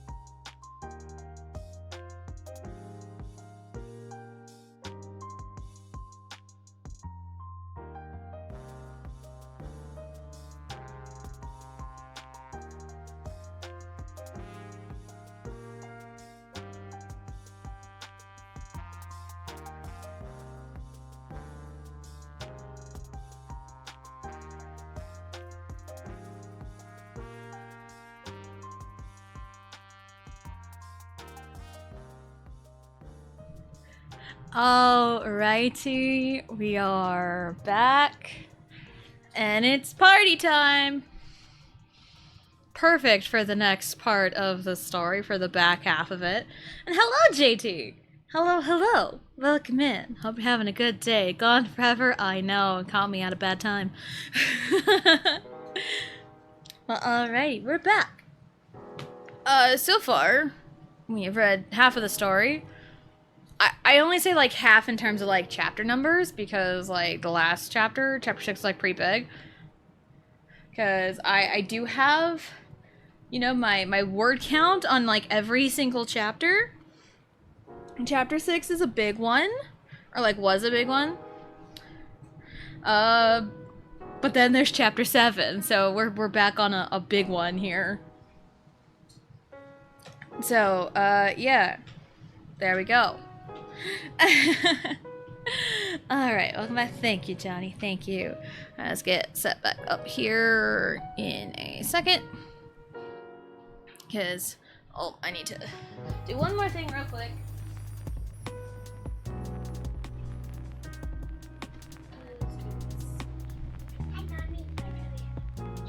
Okay, we're good. Alright. So let's get settled back in. Whew. Yep, chapter 7. Boss wants you. What could that mean? What could that mean?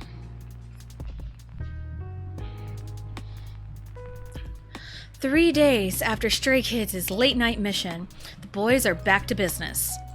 All except for one. Jungin was still recovering from his gunshot wound.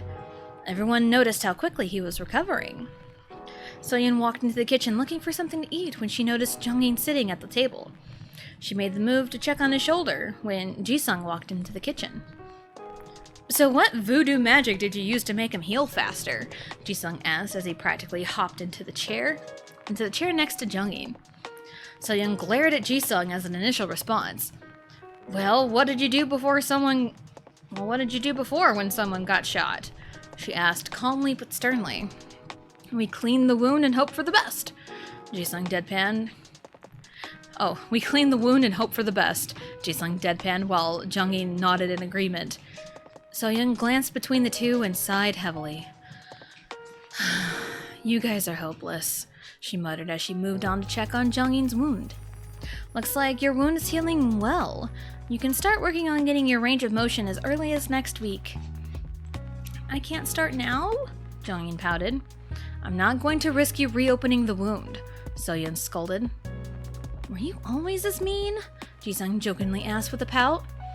"I can be meaner if you want." Soyeon shot back as she slowly reached for a kitchen knife. "If you're going to be mean, at least you're upfront about it. Last time I was stabbed, it was from someone unexpected," Jisung chuckled. "And now she's married to the boss," Jungin chimed in with his own chuckles. Soyeon gave Jungin and Jisung a look of surprise.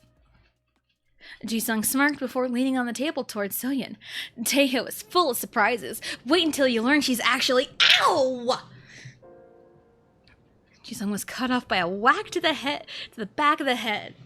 Mino shook his head. "You idiot, do you actually want to die?" Mino scolded. "Die?" Soyeon questioned. The three guys looked at her with a certain expression. Jungin was the first to break the tension. "It's not our business to tell. You might learn someday," he calmly said. Soyeon seemed more confused, but pushed those feelings aside. She continued on with her quest to find some food and let the other guys be. The three guys looked at one another warily before moving on with their morning. Jungin watched Soyeon carefully. Questions roamed his mind. She was opening up, but at the same time, she seemed more reserved.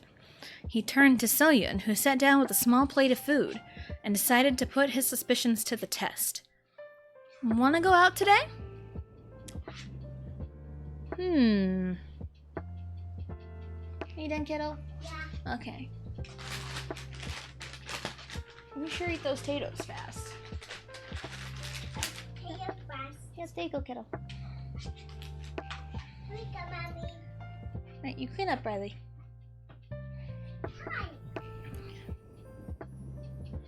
The sun was setting on a calm, cool evening.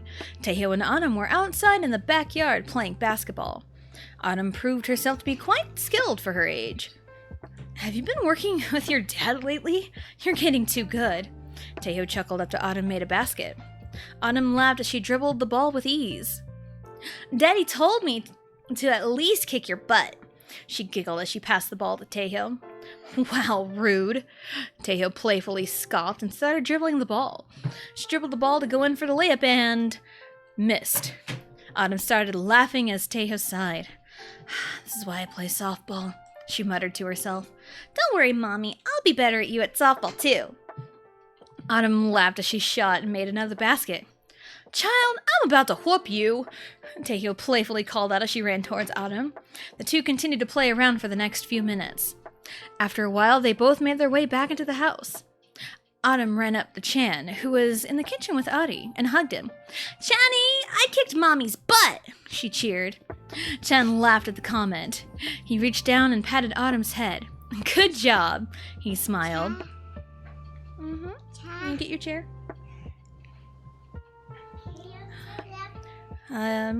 He... Can you say yep?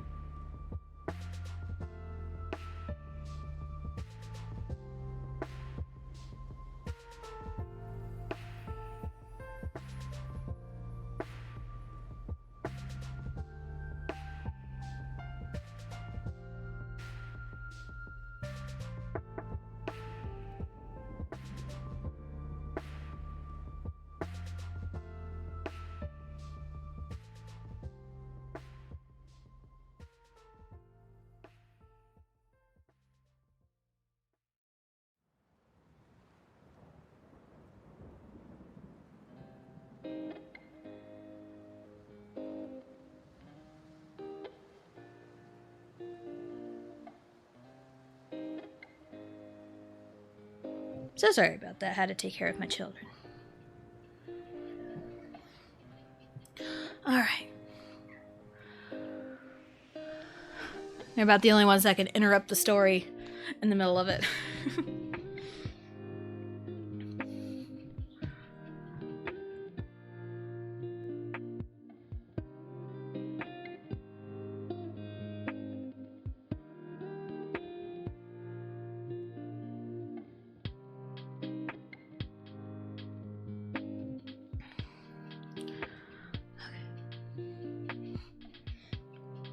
Okay, I'll just start this over. After a while, they both made their way back into the house. Autumn ran up to Chan, who was in the kitchen with Audie, and hugged him. Channy, I kicked Mommy's butt, she cheered. Chan laughed at the comment. He reached down and patted Autumn's head. Good job, he smiled. He walked over and pulled Audie out of her high chair. Now then, it's time for bed. You'll have more time to kick Mommy's butt tomorrow. Okay. Autumn lifted up her arms, and Chan complied and gave Audie to Autumn. Let's go get ready for bed, Audie. She smiled, and Audie cheered and hugged Autumn. Autumn carried Audie up the stairs so both can get ready for bed. Tejo was about to follow them, but Chan stopped her. I'll help them tonight, he said as he went upstairs. Tejo hummed in mild confusion. She roamed the kitchen for something sweet as she waited for Chan to get back. Maybe a snack would ease her confusion. After a few moments, Chan returned downstairs. After putting the kids to bed, he walked up behind Tejo and hugged her. Something bothering you? He asked, gently squeezing her waist.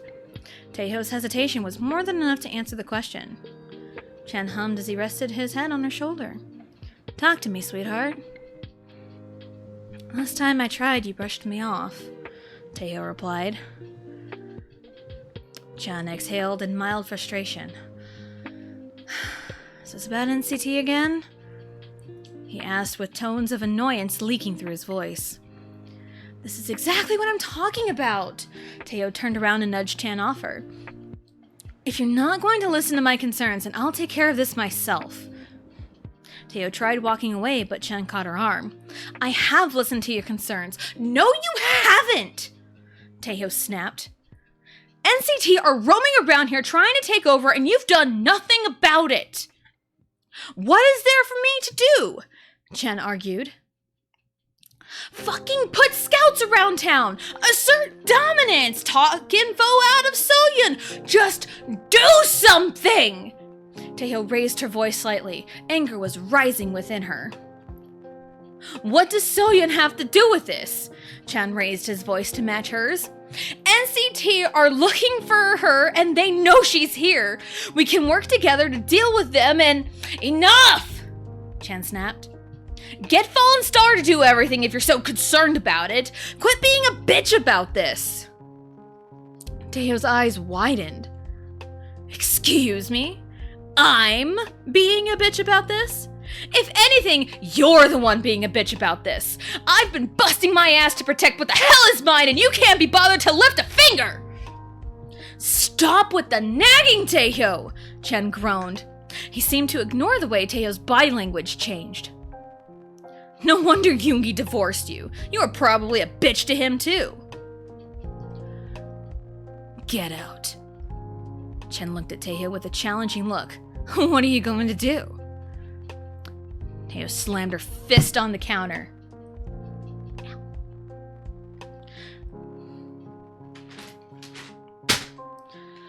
Don't make me repeat myself. Please. Chen rolled his eyes.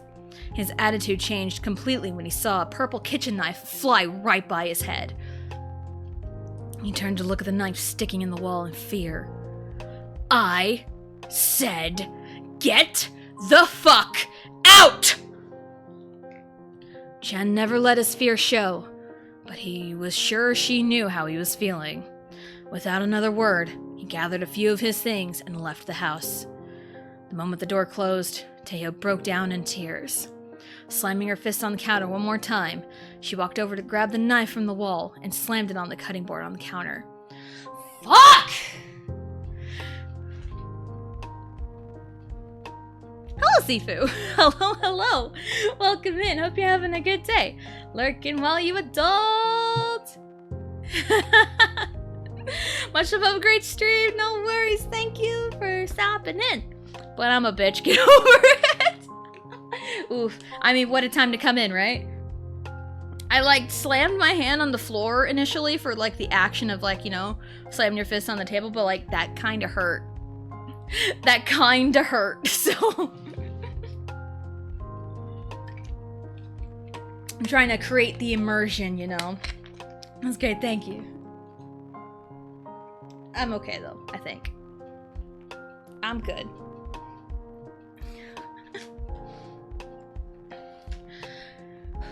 Sohyun and Jungin walked back into the house in a good mood. They spent the day out and about and had lots of fun. It was a nice way to get both of their minds off of current problems. The two were chatting about something when Sohyun caught a glance at something on the table. It was a box appearing ready to be shipped somewhere. Sohyun noticed the address and the name. What's this? She asked Jungin. That's a gift for the kiddos, Jungin answered. Hyunjin was supposed to take this today. I think I'll take care of it in the morning.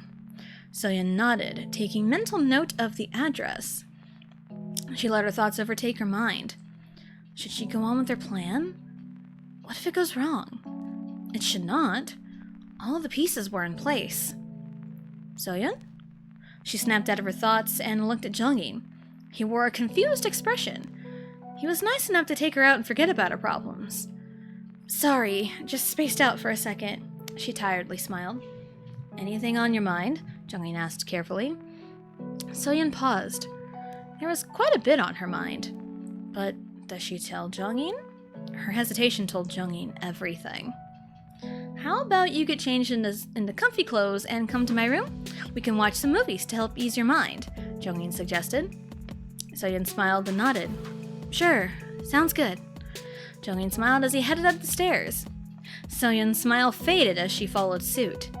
She headed towards her room and walked right to the dresser. She opened the top drawer and pulled out her old phone. With a small bit of hesitation, she pulled up the messages and sent an address. The moment she sent the message, a knock on the door shocked her. She whipped her head around to find Changbin at the door. "Sorry, door's open. Everything okay?" he asked as he leaned on the doorframe. "Yeah, everything's fine. Didn't realize the door's open," Soyeon nervously replied. "Could you close it for me? I need to get changed." Changbin nodded without question. As he closed the door, he caught sight of a pink phone on top of the dresser. Soyeon sighed when the door completely shut. She changed her clothes quickly and left her room. On her way to Junghyun's room, she saw Changbin once more. She awkwardly nodded towards him as she knocked on the door. Junghyun opened the door with a smile and let her in. He also caught a glance at Changbin and nodded at him. "I've got a movie good to go. Let's just relax for the rest of the night," he said with a smile. Soyeon smiled back, although it was not a full smile. She walked in and sat on the bed. The room was decorated simply. It was as if Junghyun did not stay in this room for long periods at a time. Junghyun sat on the bed next to her and played the movie on the TV. The two sat in silence for a few moments. Junghyun wanted to try and start conversations, but he did not know where to begin. Soyeon looked like she was lost in her thoughts. There was a nervous energy coming from her. "You seem to have a lot on your mind," Junghyun said. Soyeon jumped and looked at him. "It's just us right now. Sometimes it's good to talk to someone about it. So Chan taught me." "I appreciate that. It's just..." Soyeon hesitated. She contemplated on what she would say. "Don't worry about anything. You're a good person, Soyeon." Junghyun showed a smile. Soyeon's shoulders dropped as she looked away. "But I'm not a good person," she protested. "I've been trying to escape my problems, and I don't want anyone to worry about it." Junghyun reached out and made Soyeon face him. "Soyeon, I'm not a good person either. I've done many horrible things to people who may or may not have deserved it." "You've helped me so much, though. I wouldn't be here and alive if it wasn't for you," Soyeon almost pleaded. "Good people can do bad things, and bad people can do good things. The world isn't black and white. If you've done something, tell me. I'll try to help you as much as I can," Junghyun replied. He reached out and tucked a stray strand of hair behind her ear. Soyeon felt her body relax. She felt safe with Junghyun. The comfort in his words was enough to let her guard down. She leaned in and placed a gentle kiss on his lips. She pulled away briefly before Junghyun pulled her back in for another kiss. Junghyun pulled away and smiled. "Tell me what's on your mind," he said, barely above a whisper. Soyeon hesitated before finally deciding to speak up. "There was this group I was a part of. They were not so kind to me. They took advantage of my skills that they helped build. It was miserable living over there." "So you ran?" Junghyun asked. Soyeon nodded. "Finally had enough, and here I am. Unfortunately, they're still trying to bring me back," she explained while trying to fight back tears. "We can take care of them if you need us to," Junghyun offered as he reached out to grab her hand. "I appreciate the offer. I don't think I need help right now," Soyeon answered, giving his hand a gentle squeeze. "Any problem you have, we can take care of it. I hope you know that," Junghyun smiled. Soyeon smiled back as he took that as a sign to change the subject. "On a different note, how did you get into nursing?" "A weird desire to try to help people?" Soyeon simply answered. "What better way to help people by healing them? And apparently I have had a knack for knowing the human body, so combining both of those and you get me." "I don't think that's a bad thing," Junghyun chuckled. You patched me up better than anybody. Any other time I've been shot, I'd still be incapacitated.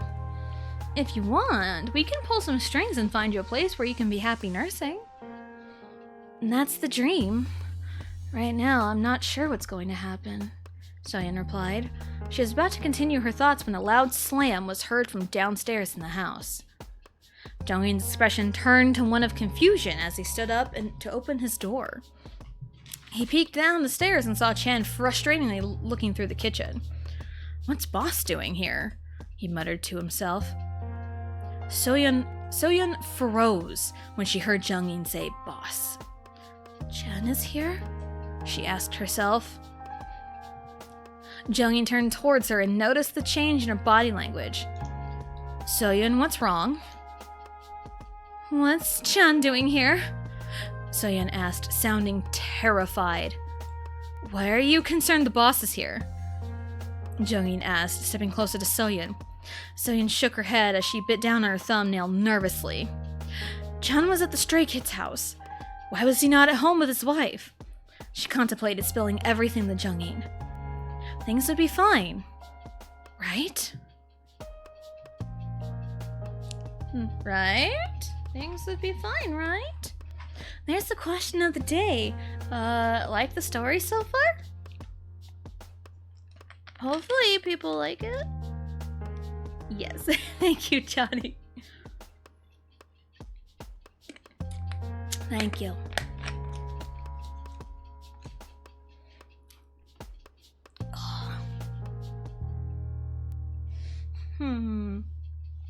Yeah, everything's gonna be fine, right? Right? Taeho stepped out of the shower and looked in the mirror. A shower helped calm her mind and organized her thoughts. Sighing, she dressed herself in a black bra and panty set, dark gray sweatpants, and an oversized white t-shirt. After fixing her hair, she checked on the girls. Adi was sound asleep while Autumn was still awake. Autumn waved from under her blankets, and Taeho gave a sad smile before leaving their room. She headed downstairs and sat at the kitchen table. Chan had only been gone a couple of hours, and the house felt empty. She pulled out her phone and dialed the number. After a few rings, the person picked up. "Hey, Tae, what's going on?" "Jaejin, I might have messed up," Taeho said, sadness lacing her voice. "Whose ass do I need to kick?" Jaejin playfully asked. Taeho chuckled with a sad smile. "No asses need to be kicked, I think." "Talk to me, Tae," Jaejin asked, tone shifting to sincerity. Taeho sighed before telling him everything.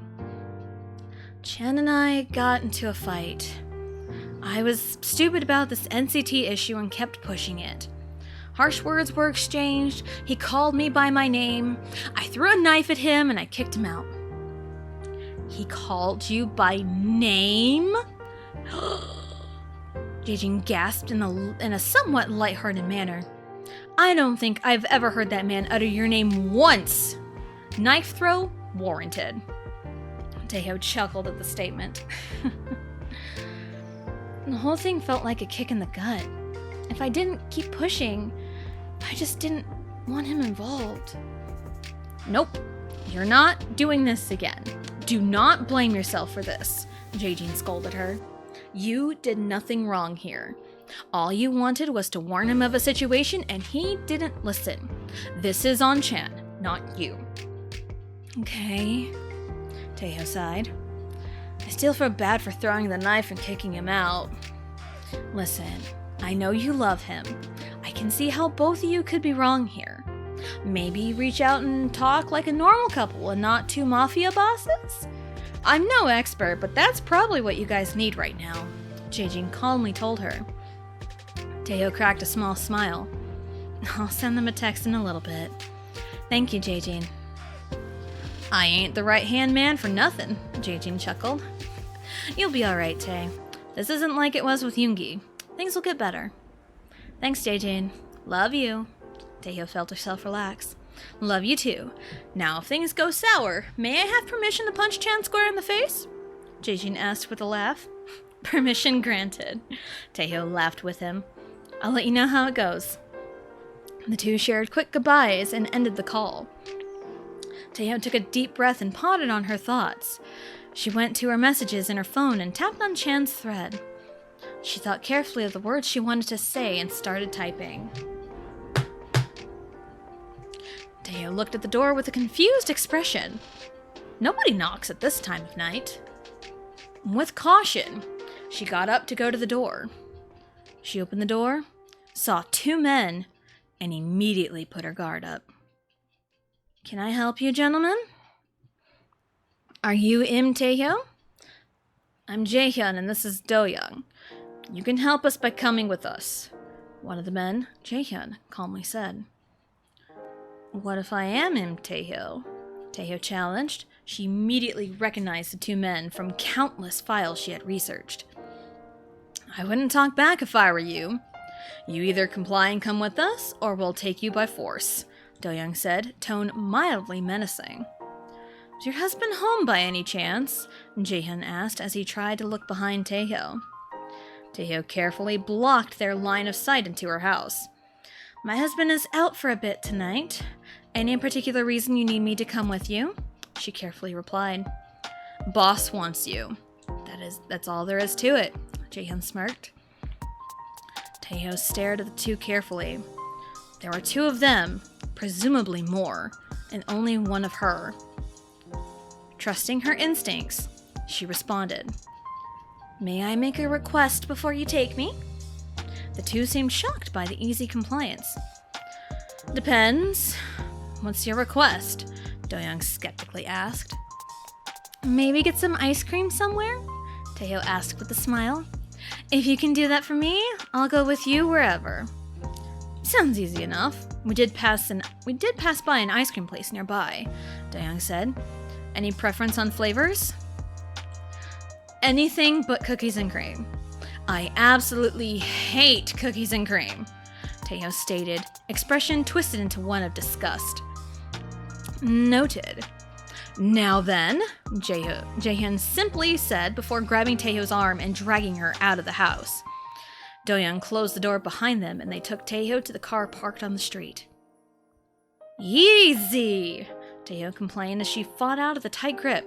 "Shut it," Jaehyun said as he opened the car door and shoved her in. They drove off moments later. The moment the door slammed shut, Autumn scrambled to a picture on the wall next to her bed. She opened the frame like a door to reveal a small alcove. In it was a phone. She grabbed it and entered the passcode to unlock it. The phone was very empty, only 3 apps. Autumn went to the messages. There was only one text thread with 7 numbers. She opened the thread and sent a simple message. SOS.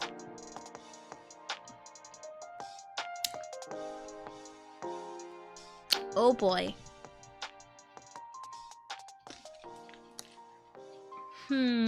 Oh boy.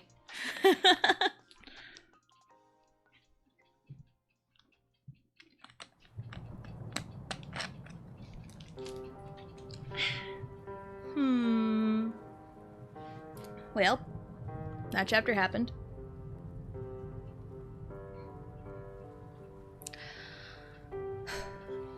Chapter 8? Yes, Chapter 8, The Screw-Up. The front door slammed open as soon as a certain man arrived. He walked through the house carefully. Members of Fallen Star were scattered through the house. They appeared to be investigating. Jinkyu directed the man upstairs. After a nod, he ran up the stairs. He immediately walked to the door, already open. "Autumn!" he called out. Autumn looked up at the man and smiled widely. "Daddy!" she shouted and ran to him with open arms.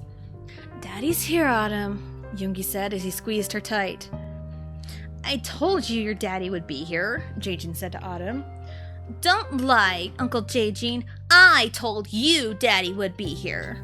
Autumn turned to look at Jaejin and stuck her tongue out at him. "Autumn, what happened?" Yoongi asked calmly. "People took Mommy," Autumn answered. "I didn't get a look at them, but I think I heard their names." "What were their names?" Yoongi asked. "Jaehyun and Do-young, I think."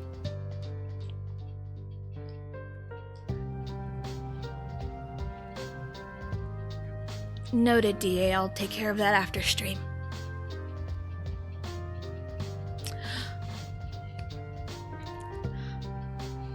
Yeah, Jaehyun and Do-young, I think, Autumn pouted. "They only said it once, and they said something about a boss, too." We think it's something to do with a neighboring Mafia crew we've been looking into, Jae-jin told Yoongi. Jaehyun and Do-young are names that belong to the crew. Yoongi nodded at the response. He was putting the pieces together in his mind until something was missing. Where was Chan in all this? Before Jae-jin answered, Adam answered for him. Mommy and Channy were yelling at each other, and Mommy told him to leave. I talked to Tae before this happened, Jae-jin spoke up. She said they fought about this Mafia crew and how he refused to help. I think she was going to talk to him, and then this happened. I'm going to kill that man, Yoongi angrily said.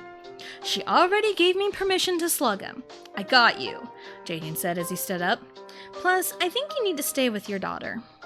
Yoongi nodded as he hugged Adam. He looked over at the crib where Adi was waking up. You let Chan know and get his ass here. We can take care of Adi until he gets here. Yes, sir. Jae-jin nodded as he left the room, almost happily. What's Jae-jin gonna do to Channy? Adam asked Yoongi. Yoongi thought about how to answer. He's going to bring him here, and we'll find a way to get Mommy back, he said carefully. Adam hugged Yoongi tight as a reply. Yoongi held her tight to comfort her. If Chan doesn't come to his senses, he's a dead man.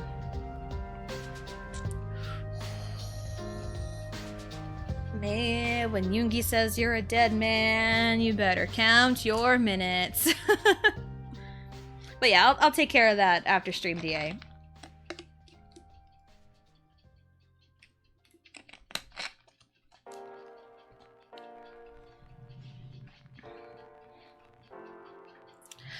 Chan was sitting in his office at the Stray Kids' house. He wanted to clear his mind after the fight with Taehyung. 2 hours had passed since he came back to the Stray Kids' house. After several moments of thinking and getting nowhere, he left his office to find something to drink. He calmly looked at the kitchen and poured himself a glass of water. A few of the guys treaded lightly around him. They knew something was off about him, but they would not dare stand up to him. Mino walked through the living room and saw Chan walking with a dark cloud over him. What happened to you? He asked against his better judgment. Chan looked at Mino with a glare. You don't need to know right now.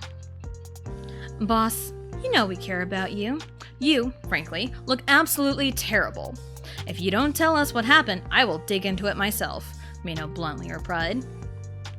Chan released a sigh and set the cup down. He thought about the right words to say.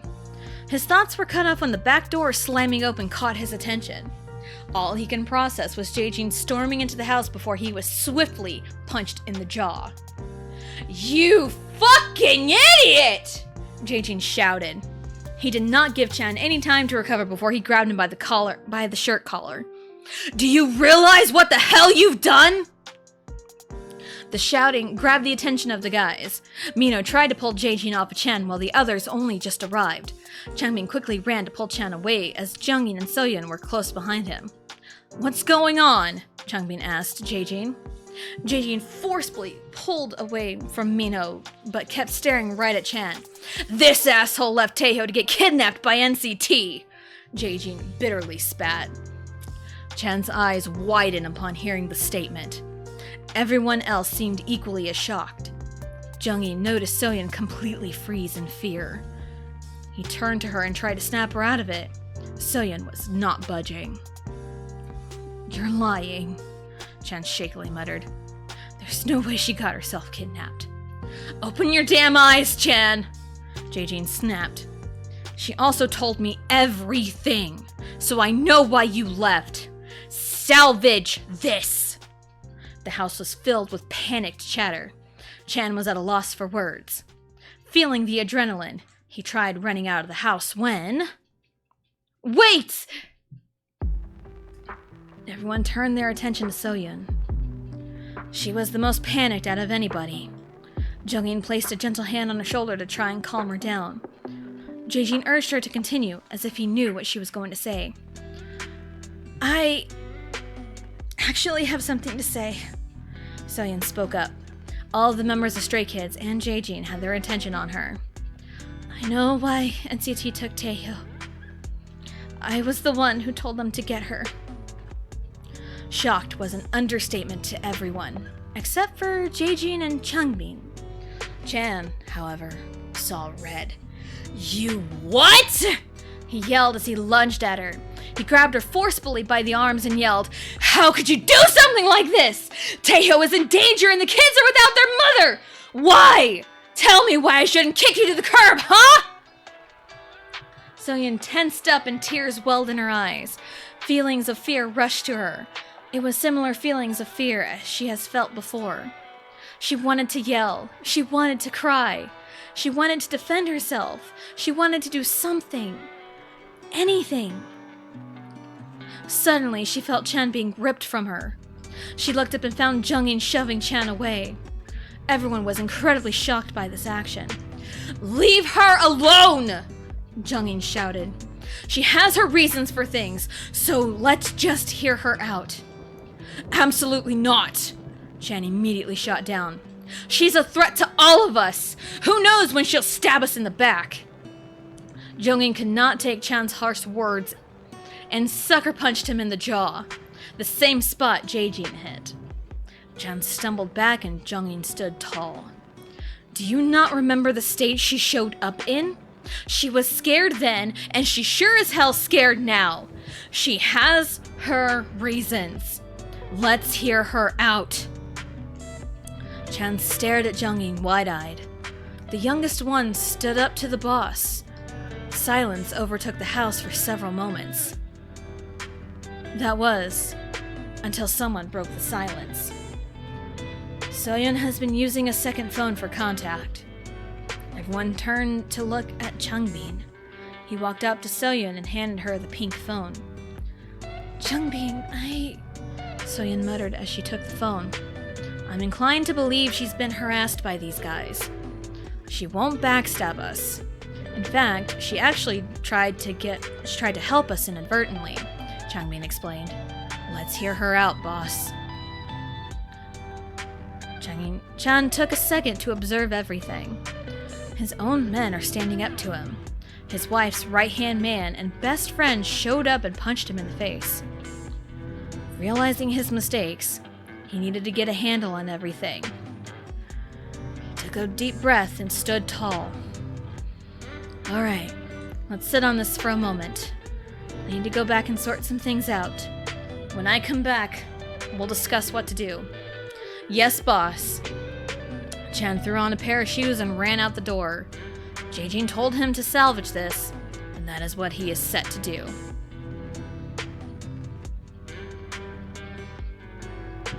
I don't know about you, but I think shit just got real.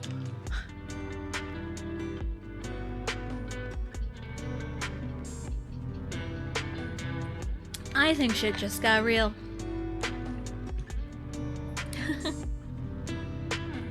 Oh, thank you for the hydrate. I'll do another one, because I just took one. That's a real page turner. Well, thank you.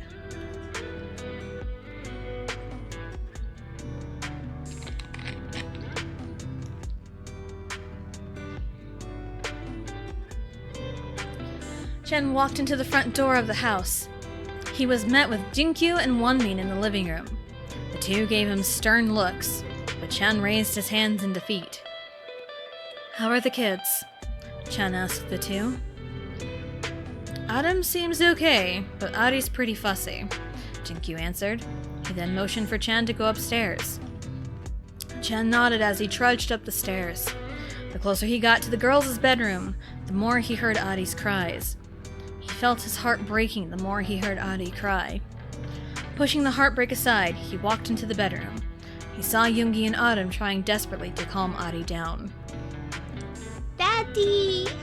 Ari cheered, tears still in her eyes, as she toddled towards Chen. Chen picked her up and held her close. "Daddy's here, big girl," he cooed as he squeezed her tight. "Channy!" Autumn got up to give Chen a tight hug. "I'm here." Chen smiled at Autumn and patted her head. He looked over at Yoongi with a defeated look in his eyes. "I'm already aware of how badly I messed up. But if you want to hit me, let me put Ari down first."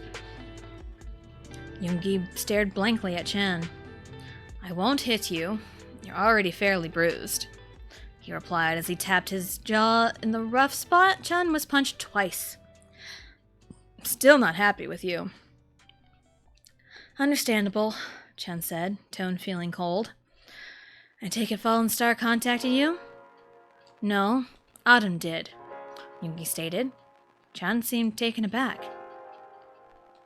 Taeho gave Autumn an emergency phone when she turned 4. The only numbers in that phone are the rest of Fallen Star and mine. Chan felt a pang of hurt run through his heart. It at least made sense as to why he was the last to know about Taeho's kidnapping. Questions ran through his mind, and he mustered up the willpower to ask one. Why would you help with this right now? Why would you even help with this right now? Yoongi scoffed. Calmly and coldly, he walked closer to Chen and looked him dead in the eyes. As much as Taeho is your wife, she is still the mother of my child. I suggest you stop the dumb questions now and figure out a way to get her back. Chen felt chills run down his spine. He was a mafia boss in his own right, but nothing compared to the aura Yoongi emitted. Chen stared him down before releasing a held breath. He turned to leave the bedroom, Ari still in his arms. I'll figure this out. Jaejin told me a few things already, he said as he headed downstairs.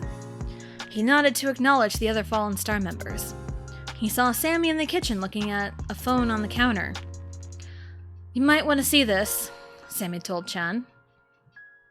Chan seemed confused but complied as he looked at the phone. It was Taeho's.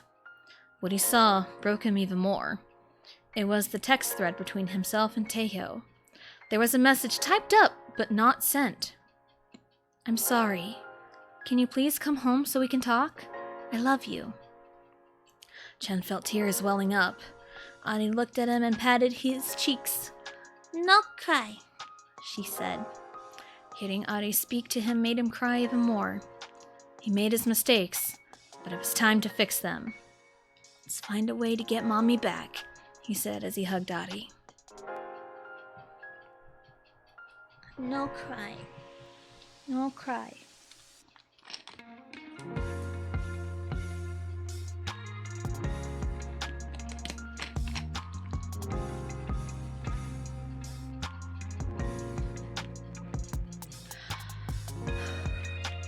Rough hands grabbed Taeho's arms and pulled her out of the car. Taeho released a sigh. You can be a bit easier with me, she let out. Can you shut up? Doyan complained. You've talked non-stop the entire way. Can I? Yes. Will I? No, Taeho simply replied. Ugh, can we just kill her already? Doyan complained. No can do. Boss says we need her alive. Jaehyun replied. He then shoved Taeho into a seemingly abandoned building. 2 more guys were waiting for her and grabbed her from Jaehyun. They tied her hands behind her back and started walking her further into the building. She winced at how tight the rope was on her wrist. You could be a bit nicer and not tie these so tight, she blatantly complained. You're a mob boss's wife. You should be used to it. One of the guys on her arm, Taeho, scoffed. Just because I'm used to it doesn't mean I like it, Taeho replied. Also, what are you trying to imply? I'm into some kinky stuff? Taeho groaned while the other man let out a chuckle. Johnny, don't laugh at that, Taeho scolded. Sorry, that was funny, Johnny replied with a chuckle. I would imagine you've been in this situation a time or two, given how you're acting. You don't know that, Taeho bluntly snapped. She immediately winced in pain as she was shoved once again into a different room. She was escorted to a big empty room to a lone chair. They tied a rope around her body and legs so she had no chance of escaping. Biggest reason we haven't killed you yet is because the boss wants to see you, Yuta explained to Taeho as he stepped back from tying the rope. Figured you'd need me for something, Taeho mindlessly commented. Don't get it twisted. I really want to kill you, you annoying bitch, Yuta glared at Taeho. You're too chicken to kill me, Taeho smirked. I'm well aware you want to kill me, or maybe even torture me, but you can't do that yet. Stop being so annoying, Do-young walked into the room and rolled his eyes. You're in our territory now. We suggest you shut it before we really hurt you. You just said you can't kill me. Most you could do is hurt me a little, Taeho chuckled. Do-young raised a hand, but someone grabbed it before he could do anything. He looked beside him and froze. Boss. The man stood around 175 centimeters tall and appeared fairly attractive. He commanded the entire building as he peered down at Taeho. Thanks for bringing her in one piece, guys. I'll take it from here. Taeho looked at him carefully. Lee Tae-young, boss of Mafia crew NCT. She researched countless hours of the kind of person he was. She narrowed her eyes at him. What do you want? Taeyong scoffed at the tone of her voice. You're really going to speak to me like that? Do you have any idea who you're talking to? He challenged. I know you want me for something. How about you answer me first, Taeho shot back. Sassy. I like it. Taeyong smirked. Piss off! Taeho spat instinctively. Taeyong glared at her. He walked closer to her and tucked some of her red hair behind her ear. Do you really have room to talk? You're the one strapped to the chair. You should thank your no-good husband for leaving you all alone. How about we skip shit-talking my husband and get to the real reason why I'm here, Taeho said, tone coming off as borderline threatening. Since you desperately want to know, I'll tell you. Park Seo-yun. She's one of ours and we desperately need her back. We need your husband, Bang-chan, to hand her over along with all of his territory in your city. To do that, we need the perfect bargaining tool. You. So all he needs to do is surrender, and we will all be golden, Taeyong explained with a smirk. Taeho took note of something in his speech. She would save this information for later. What makes you think he'll hand over everything so easily? How do you know our relationship isn't for convenience? My informant says otherwise. Taeyong kept his smirk. I really don't think you're in any real position to be arguing with me. I can argue however I want. You clearly need me alive. He's not handing everything so easily, and there's no way in hell you can do anything about it. Chan's smarter than you are, so he'll figure out a way to find me. Your methods are dated, and me being tied here is ridiculous. I'm not a fan of this, you pretentious dick! Okay, I deserve that, Taeho muttered quietly. Taeyong grabbed her chin and made her look at him. I know you're only defending your husband. I get it. I would almost feel bad if I had to kill you. Sadly, you need to be alive for this deal to work. You're only a mere pawn in all of this. I need you to get Bang-chan and to bring So-yun home. I just so happen to bring stray kids down in the process, he explained. He then pushed Taeho away and left. She gets one phone call, but she can't call her precious hubby. Yes, boss. Everyone left aside from Yuta. He pulled out his phone and held it towards Taeho. I can't really call anybody if my hands are tied. Taeho shrugged as she stared at the phone. Bitch. Yuta scoffed under his breath. Tell me the number and I'll dial it. Taeho glared at him with all her heart. She thought about who to call, but the answer was obvious. This should put all the pieces into motion. Damn. Damn. Chapter 9, Stories Revealed. Clap. I mean, that's what I did. I hurt my hand. I really hurt my hand from that, but again, immersion. I gotta go for it.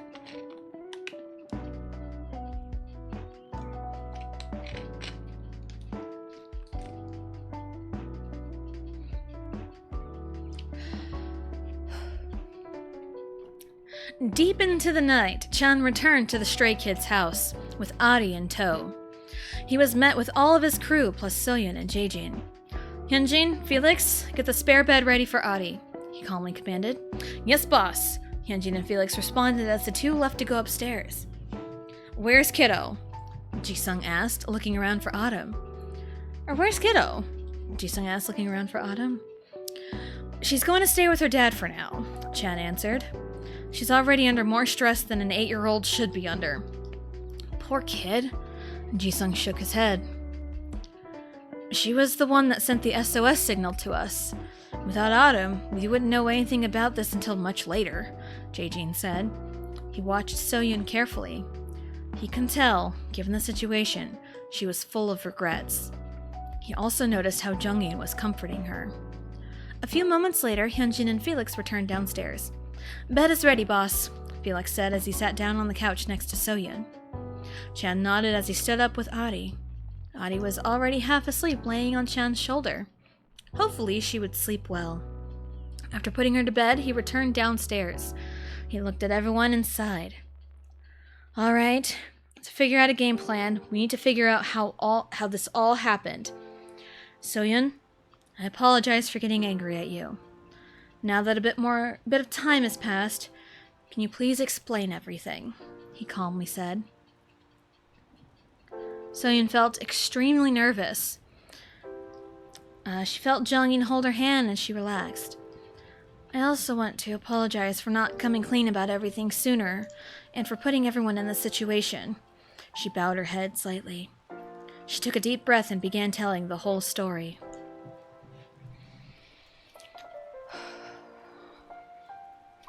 When I was a teenager, I found myself in the hands of a mafia known as NCT.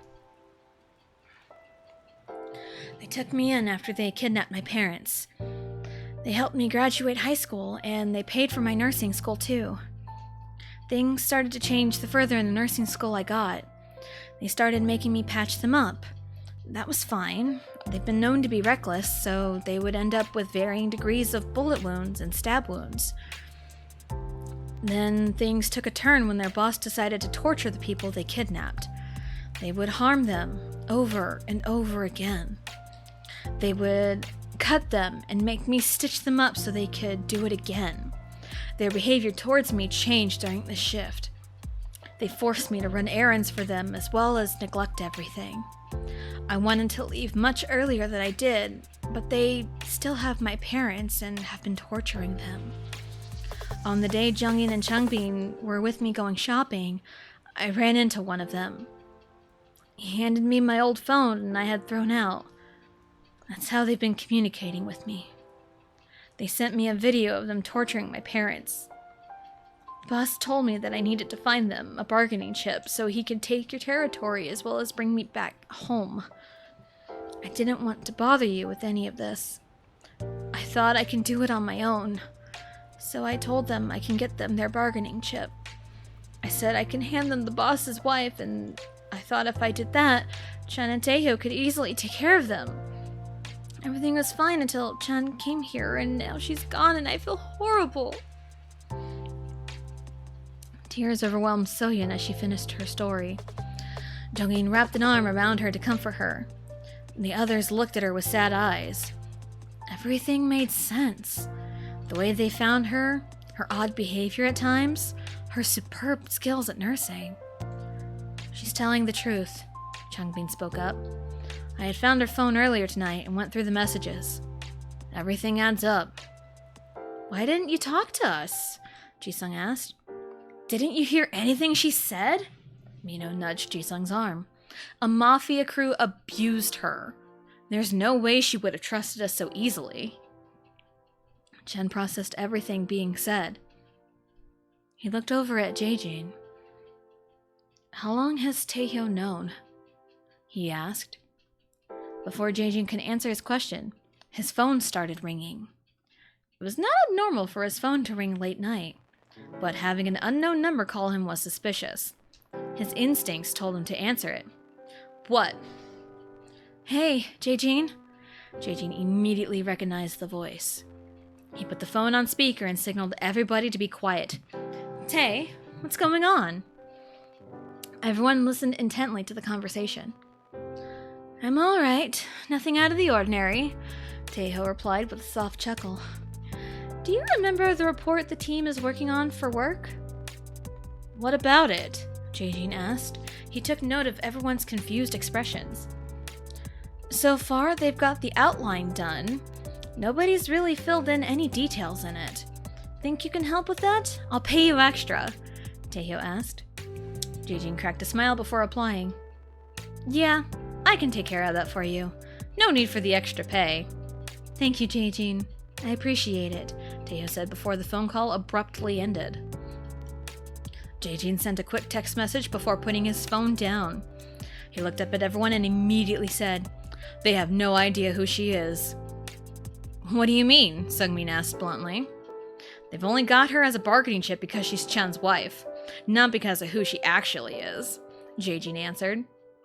Some of the guys understood, but Soyeon was left confused.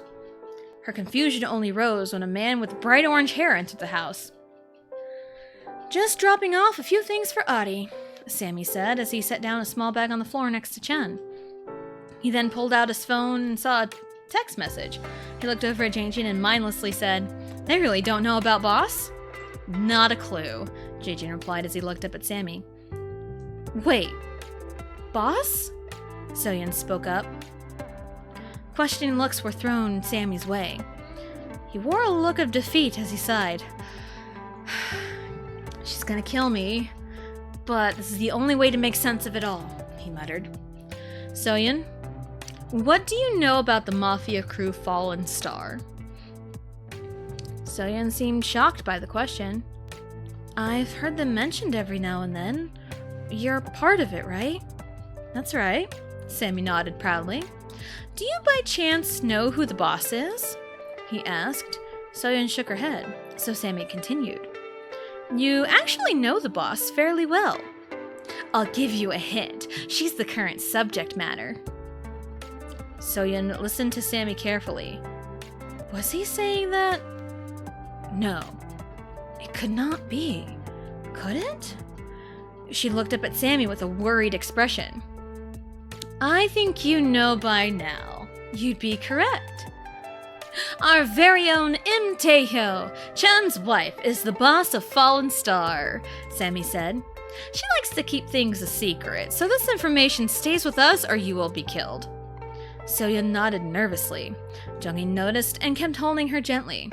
The gravity of the situation began weighing heavily on her. "So, I aided in the kidnapping of a mafia boss?" she asked with a shaky voice. "Sounds bad when you put it that way," Ji-sun commented while Sammy chuckled. "Why are you laughing?" Soyeon snapped with a serious expression. Jae-jin was the one who spoke up. "You didn't know. We hold nothing against you. Taeho didn't get to be the boss by doing nothing. She will be alright. For now, I think it's best we sleep on this and meet back in the morning to come up with a plan." "Jae-jin's right," Chan said as he stood up. "It's been a long night. We can come up with a plan after some rest. Let's all meet here in the morning." Soyeon watched carefully as everyone moved to do their own thing. The nerves would not leave her. Before she spiraled into her own thoughts, Jungin gently helped her stand up and led her to his bedroom. "I know this information was a lot to process. Everything will be alright. Let's get some sleep," he said as he encouraged her to lay down in his bed. Soyeon complied as she climbed under the covers. Jungin joined her a few moments later. No words were exchanged between the two. Jungin knew she was struggling. He never pressed her on anything. He just wanted her to have the feeling of safeness she never had.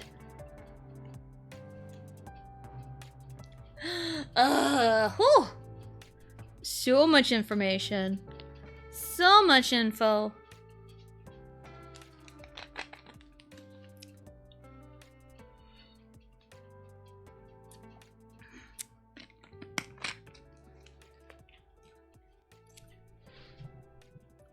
Thank you for the hydrate. Literally after I take a drink. Posture is also definitely needed.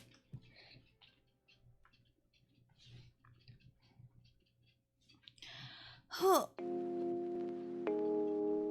Alright.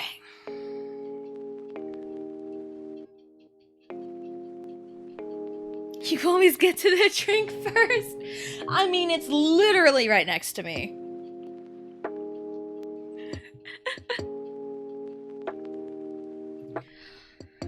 The next morning, Soyeon woke up to loud noises from outside the bedroom. She tried sitting up, but was brought back down quickly. This is normal. Go back to sleep, Jungin sleepily said. Soyeon looked at Jungin and softly smiled. They always this loud? She asked. I'll get used to it, Jungin answered as he hugged Soyeon tighter. She hummed as she cuddled closer to Jungin. The events of yesterday flooded through her mind flooded her mind the more she wakes up. Oh my goodness. She hummed as she cuddled closer to Jungin. The events of yesterday flooded through her mind the more she woke up. The guilt seeped into her mind with all she had done. She leaned up and kissed Jungin before carefully climbing out of the bed.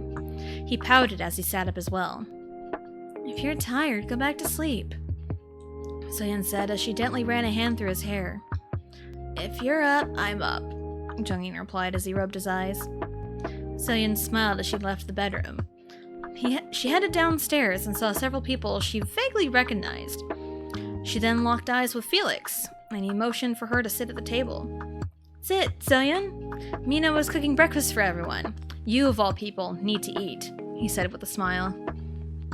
She nodded as she sat at the table. A few moments later, Jungin joined and sat down next to Soyeon. She felt awkward in the atmosphere of the 6 fairly strange guys sitting across from her.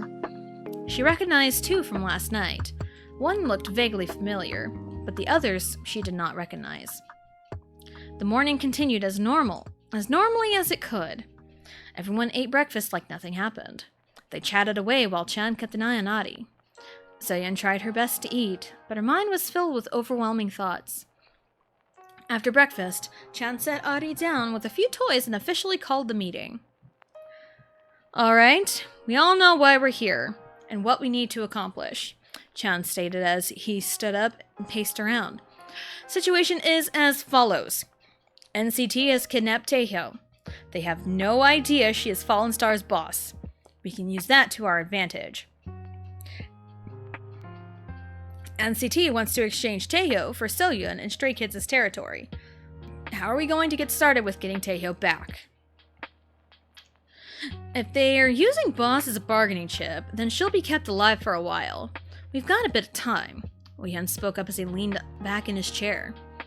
Just because we have time doesn't mean we need to waste it, Jinky replied. Soyeon knows NCT very well. She might have some insight. She did get us into this mess. Least she could do is help us out, Mino commented as Adi walked over to him with a toy. Soyeon looked at Adi playing with everyone.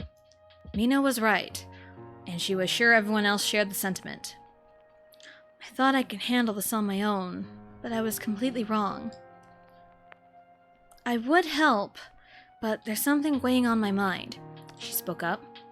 What's on your mind? Chan asked. I still have my parents. One wrong move from me and they'll get killed, Soyeon answered. About that, Sammy spoke up. Everyone turned their attention towards him. He looked Soyeon in the eyes and spoke with seriousness. In my research, I found some information that you might want to know. Your parents were killed 3 years ago. Shock was evident on Soyeon's face. She immediately shook her head. No, you're lying. The video they sent me proves otherwise, she weakly argued. Let me see the video, Sammy said calmly. Soyeon complied as she left quickly to grab her old phone. She ran back in the living room and pulled up the video for Sammy. He watched the video carefully. Every detail did not go unnoticed. After the video ended, he handed the phone back to Soyeon. It's a good trick from them, but they are not your parents. What do you mean? Soyeon tried arguing. Sammy pulled out his phone and showed a few pictures. These are your parents, right? Take a better look at the people in the video. At a glance, they look like your parents. If you pay attention to the details, it's obviously... oh my goodness. If you pay attention to the details, it's obvious they aren't. The next picture is the grave with the correct death dates. So-yeon looked at the pictures and looked at the headstone in the picture. The date of their death was indeed 3 years ago in July. She was stuck with taking care of the others NCT had tortured that day. The truth was right in front of her. She looked up at Sammy with confident but tear-filled eyes. "Thank you for telling me." "You deserve to know the truth," Sammy nodded in acknowledgement. "Without the burden of your parents, our options are endless. We could go full stealth, head on, guns a-blazing, or my favorite, max chaos."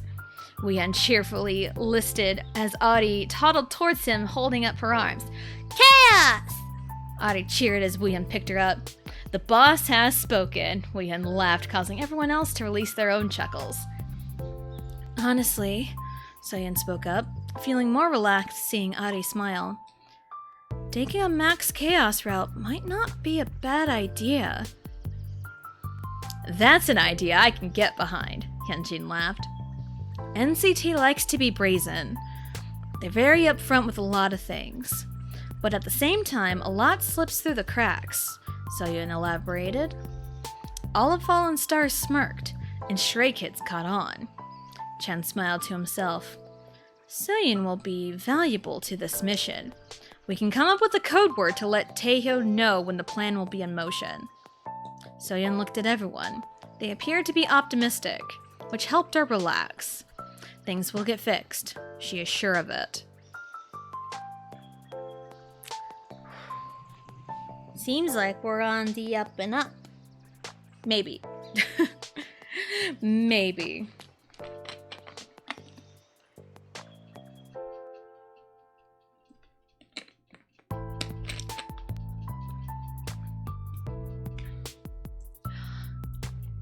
"Wake up, bitch!"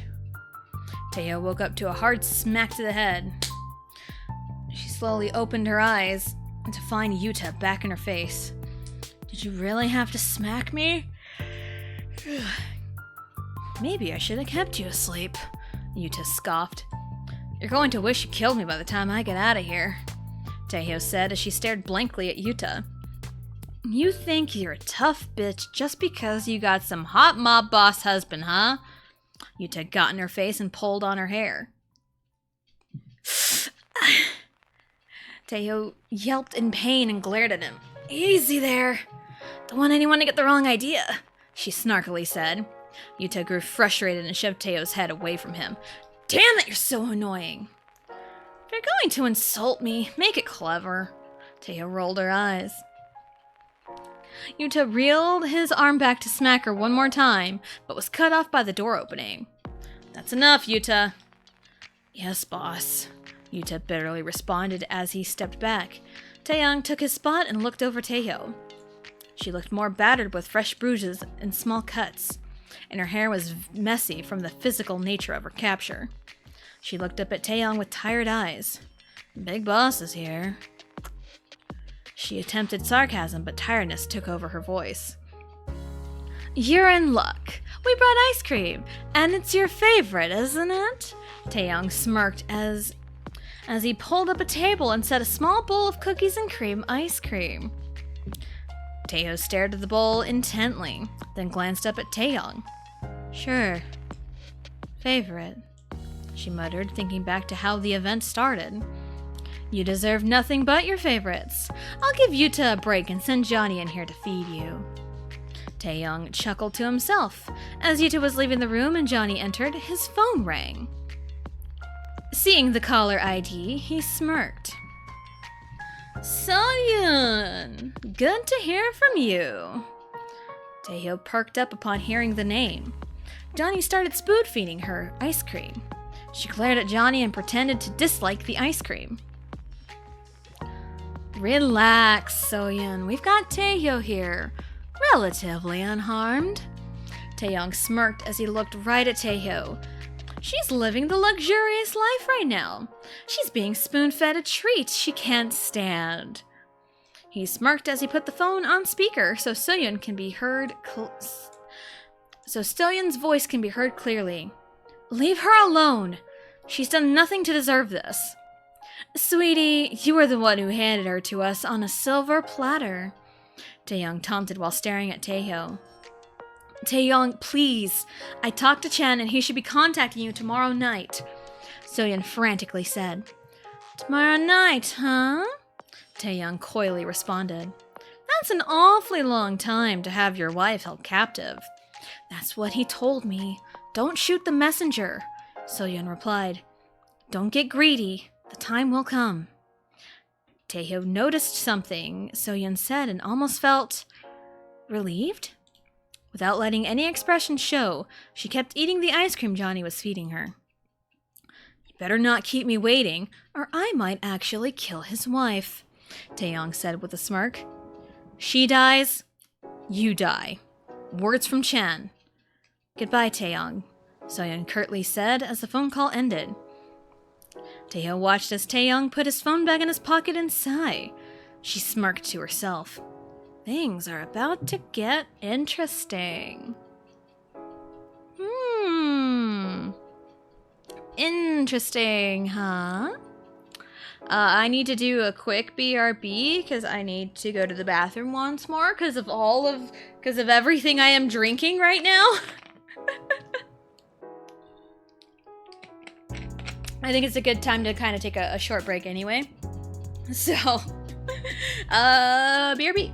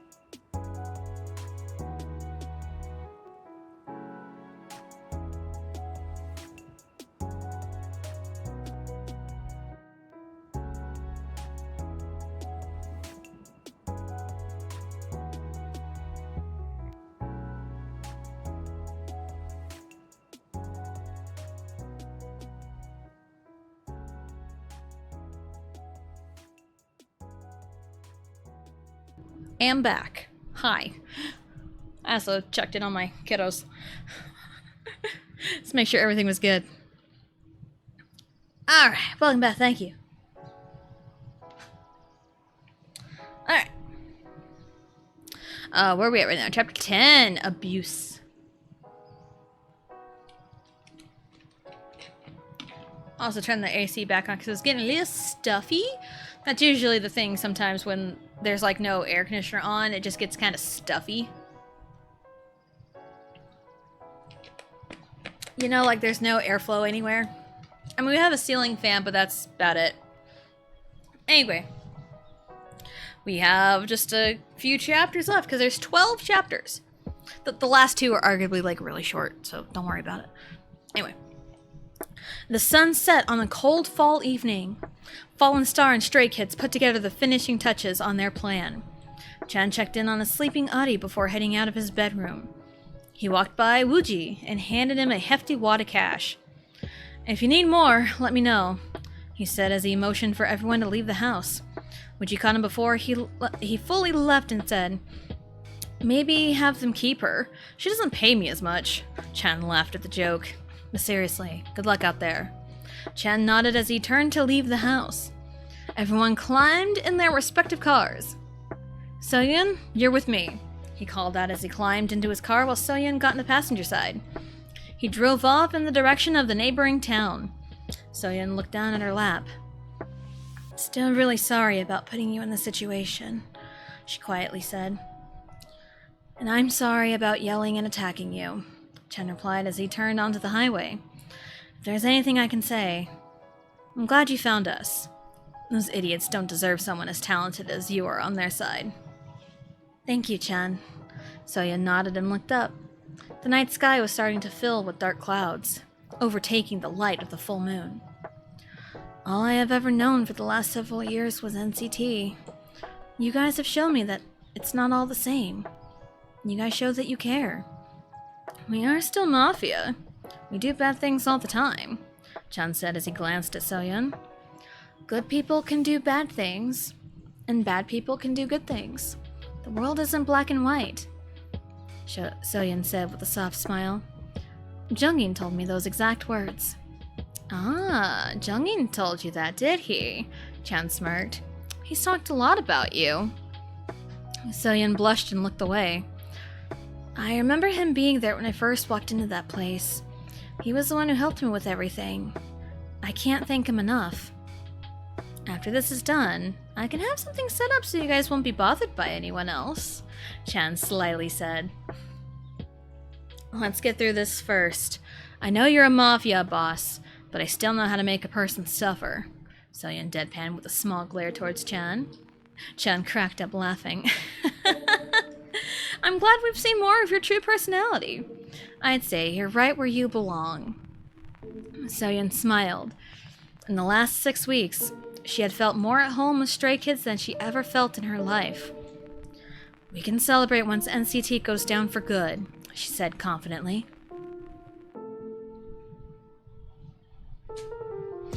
I feel like I should wait a few seconds after a scene finishes.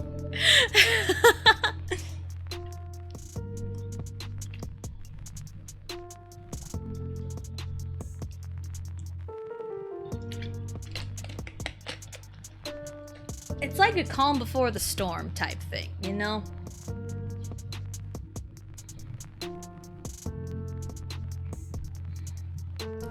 Taehyung watched several NCT guys pace around the room tiredly. Constant mumblings of stray kids filled the room. They appeared to be on edge. She smirked to herself as she drew her conclusion. "What are you guys so worried for? It's only stray kids," Taehyung called out. "Or are you worried about poor little old me? You know, this isn't my first rodeo, getting kidnapped and all. Well, I'm married to a Mafia boss. I wouldn't do anything that would jeopardize my life. I'm not stupid." "Shut up!" Yuta yelled. "Never!" Taehyung immediately responded, which earned her a smack across the face. "You must have a death wish," Mark simply replied. Taehyung looked up at Mark and over at Hei-chan, who was next to him. "We've beat her up quite a bit. You'd think she'd learn," Hei-chan commented. "What would I learn from this experience?" Taehyung asked. "I said this isn't my first rodeo. What more could I learn from getting myself kidnapped for the millionth time?" "You have talked non-stop for the last 2 days. You should be dead," Yuta complained. "I'm only not dead because you need me alive. Killing me would entice an all-out war, and it seems to me that you are not prepared for that," Taehyung calmly said. "I mean, a war should already have been started by your actions." Yuta, Mark, and Hei-chan stared at Taehyung. Something felt off about what she said. Before they had a chance to question her, Taehyung walked in with a smirk. "Taehyung, the guests of honor have arrived," Taehyung calmly called out. I bet they have," Taehyung slyly replied. Goodness, I'm just burping everywhere. Taeyong narrowed his eyes at her. He reached out and grabbed her chin to look her closer in the eyes.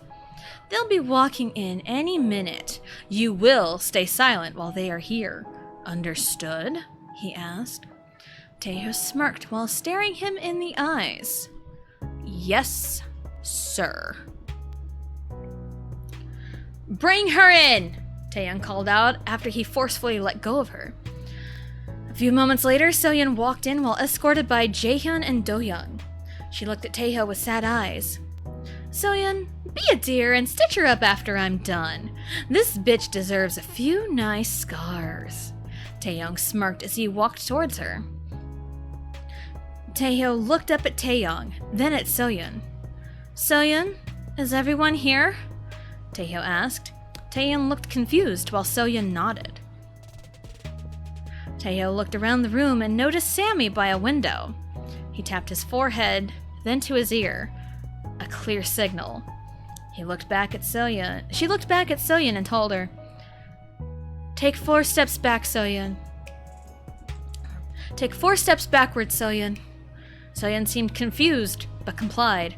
She took 4 steps backwards, leaving Taeyong between herself and Taeho. The moment that 4th step was taken, a gunshot was heard and hit Taeyong's arm. What the hell? Taeyong yelled as he covered the wound with his arm. Soyeon, with me! Soyeon shook her head as various members of Stray Kids and Fallen Star ran in and started attacking NCT. Jungin ran in and took Soyeon out of the fray. She silently thanked him as she watched everyone fight. She wanted to run and free Taeho, but Jungin stopped her. Remember the plan, he told her. Soyeon nodded as she watched Jisung and Changbin beat up several guys. Seungmin, Woohyun, and Wonmin were making quick work of a few others. Calculated gunshots were heard from outside the building. Hyunjin's work. Jingkyu, Jaejin, and Felix took care of everyone in the hallways and brought them to the room. Mino and Hanbin worked quickly to block all of the exits. Nobody in or out.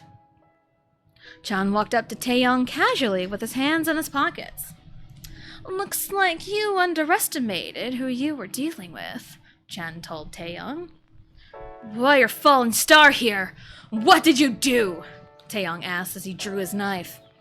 Look at who you kidnapped. Chan smirked as he nodded his head towards Taeho. He pulled out a knife and cut the ropes, releasing her from the restraints. Taeho groaned as she rubbed her wrist. Ugh. She ignored the stares from NCT as Chan helped her move the ropes. Do you know how much those ropes hurt? You guys don't know hospitality at all, she casually said as Chan looked at her wrists. You think you're all high and mighty just because you're free now? Yuta yelled, then immediately got stomped on by Minho. Actually, I do, Taeho smirked. The aura of the building shifted heavily. The guys of NCT were beginning to realize what was happening. Seems like everyone doesn't know what they're in for, Chan smirked. He handed Taeho a knife. Bangtan is here, plus Jaejin said he called in a favor for you. You know what that means, sweetheart? Taeho smiled as she took the knife from Chan. She leaned up and kissed him, and turned to everyone. I'm going to apologize to everyone for what they're about to see, she calmly said before walking to Yuta. This is for the countless times you told me to shut up. She grabbed him by the hair and lifted him up off the ground. Smirking, she grabbed a knife and sliced across his mouth. Yuta screamed in agony while shocked reactions reverberated through the building. The look in Taeho's eyes turned cold as she moved on to Doyoung and Haechan. The two tried to scurry away, but Taeho grabbed Haechan by the arm, drug him towards Doyoung, and stabbed both their arms with a single stab. Off in the distance, Jungin and Soyeon watched in both terror and amusement as Taeho continued her onslaught on NCT. I take it this isn't her first time she's done this? Soyeon commented. This is the first time I'm seeing it, Jungin added. He wanted to shield both his and Soyeon's eyes, but he could not look away. Approximately 7 minutes go by as Taeho walks towards Taeyong. She grabs him and makes him face Soyeon.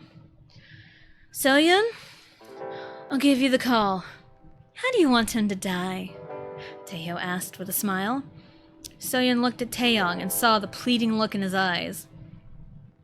This was the first time she had ever seen him full of fear. Waves of emotions flooded through her. Years of emotional torture built up to this moment. Just this once, she wanted to indulge on her anger. Kill him how he killed my parents, she said, fighting back angry tears. Taeho smiled while grabbing his chin and pulling him back.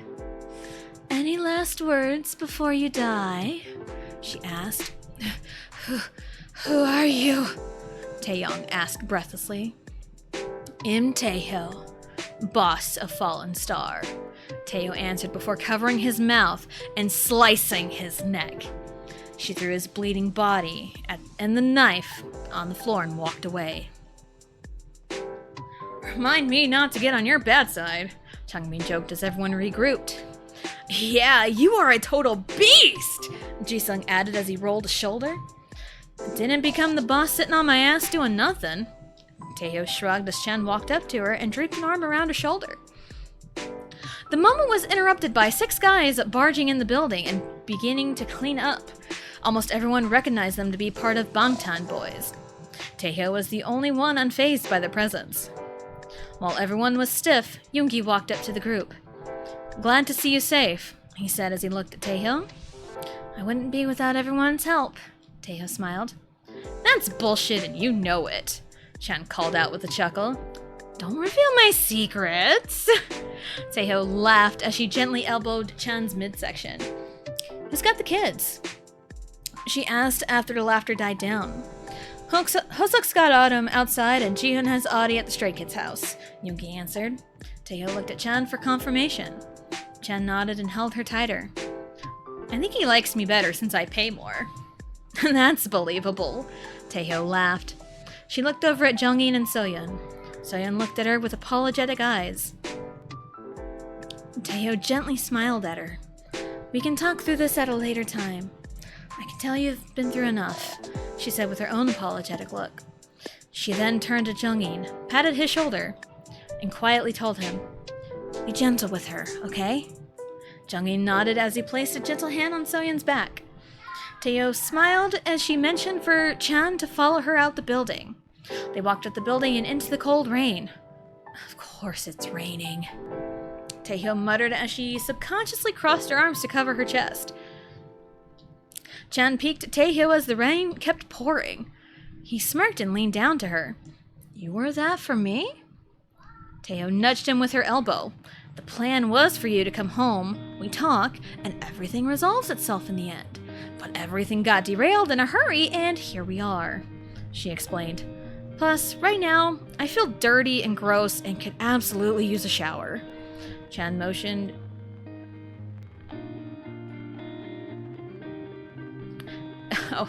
Chan motioned to the rain, but Taeho cut him off. Not that kind of shower. Chan laughed as he held her closer. I'll take care of you, I promise. I will forever hold you to that, Taeho smiled as she cuddled closer to Chan. After walking in the rain for a few minutes, she looked around and found a group of cars. A man climbed out of the car and ran towards Taeho and Chan. Chan mildly froze while Taeho welcomed the man with open arms.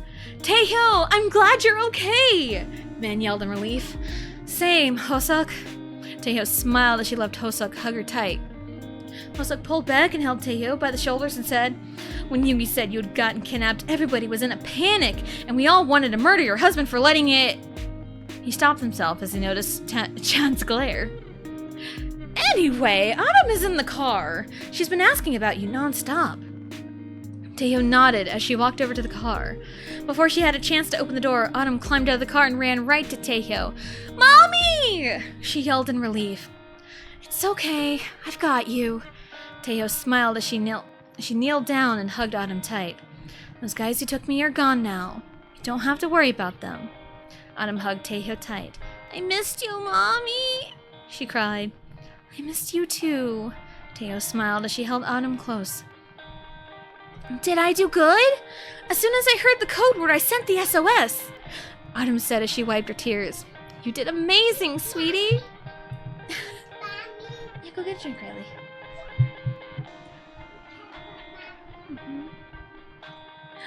You did amazing, sweetie. Teo smiled as she wiped more tears from Autumn's face.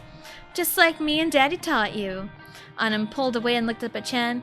Is your face still bruised, Chani? She bluntly asked. Teo seemed confused while Hosuk started laughing. She turned around and looked at Chan, who was desperately trying to hide the left side of his face.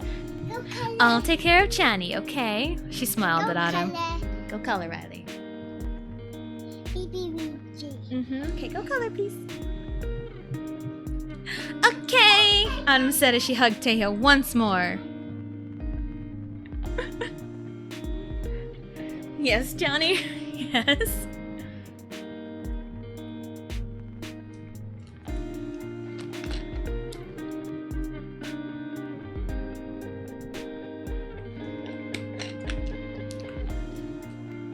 Back at the warehouse, Stray Kids, Fallen Star, and Bangtan Boys worked on cleaning up the mess. Jungin stayed with Soyeon to try and keep her calm. Soyeon felt a weird mix of emotions as she watched the men drag the dead or unconscious bodies around the ground. She turned to Jungin and asked, Is this a normal occurrence? The cleanup? Yes. Having so many people here working together? Not really, Jungin answered. I think the last time the three crews worked together like this was 4 years ago, when we first met Taeho. Soyeon nodded as she watched everyone work efficiently. She watched everything she knew crumble right before her eyes. They're not all bad. Jungin looked at her with a look of pity. I understand. You're free from the torture. They'll be alright. I know. It still feels weird, Soyeon admitted. It's going to take a while to process, and I'll be with you every step of the way. Jungin smiled as he reached out to hold her hand. Soyeon smiled a few moments until Yoongi walked up to them. Sorry to ruin your moment, but the cops will be here in 5 minutes. Let's head back, he calmly commanded. Jungin and Soyeon nodded as they followed him out of the warehouse. Everyone was moving to their respective vehicles in the heavier rain. Soyeon squeezed Jungin's hand tight as they made their way towards one of the cars to head home. As they left, several police cars drove past them to the warehouse. The abuse was finally over. Aftermath. Chapter 11, Aftermath.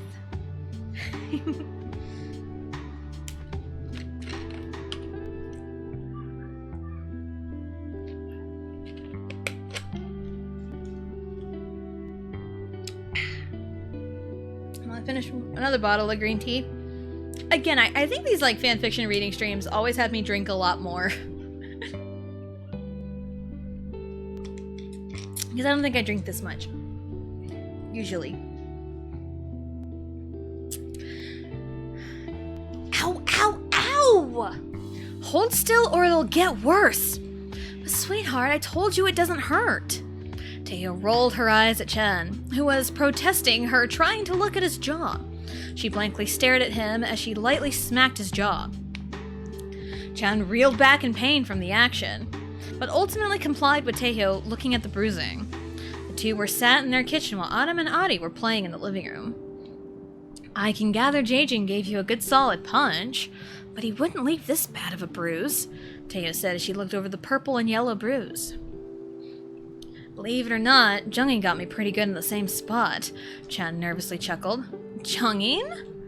Taeho seemed surprised. What did you do to piss off the maknae? I'm not proud of it. I acted in a moment of anger and he stepped up to protect his girl, Chan explained with a satisfied nod. Taeho giggled at the action and replied, That's a good quality to have, standing up to protect someone. Jungin's a good guy. One of my best, Chan replied. He looked over at Autumn and Adi playing with a toy kitchen set. I owe you an apology. I was the one who never believed you when you said NCT was a problem. This could have been handled better and you wouldn't have been kidnapped. No, I'm sorry. I should have approached things differently instead of being aggressive with the information. Taehyo apologized with a sad smile. We both handled everything poorly, Chan sighed. And I'm also sorry I threw your divorce in your face. That was said out of pure frustration. Taehyo placed her hand gently on Chan's bruised jaw. He flinched slightly upon the touch. I forgive you. The wounds from my last marriage aren't quite healed yet. We divorced not only to protect myself and Autumn, but also to protect ourselves. I had been way too pushy with some things, and Yugi and I would get in way more than just verbal arguments. Just please, don't throw the divorce in my face again, or I won't miss a knife throw next time, she replied. Chan chuckled as he pulled her in for a slow kiss.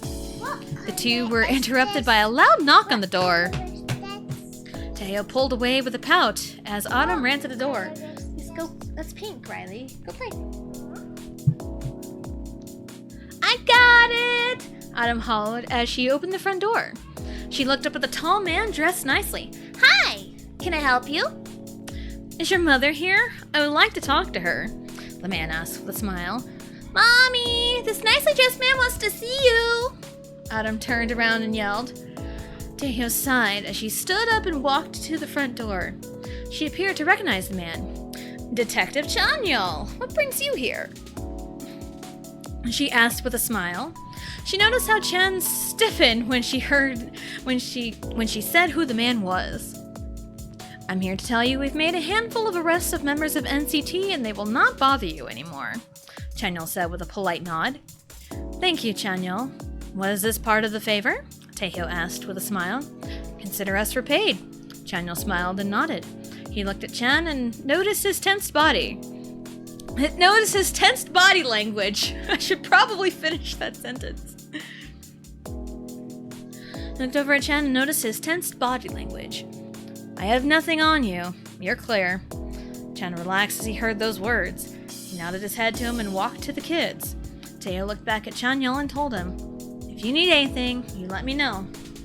Likewise, Taehyo. Have a good night. Chanyeol bowed his head slightly and walked away.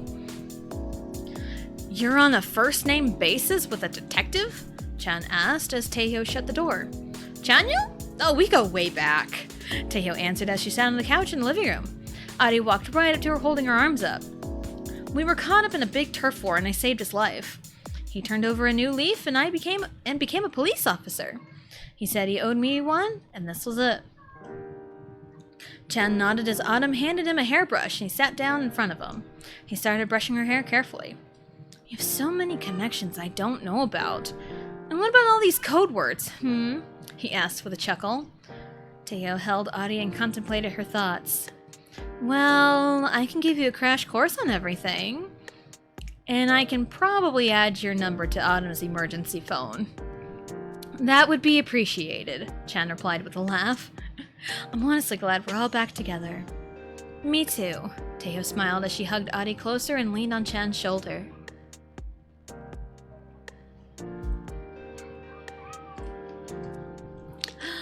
So it seems like they're good now.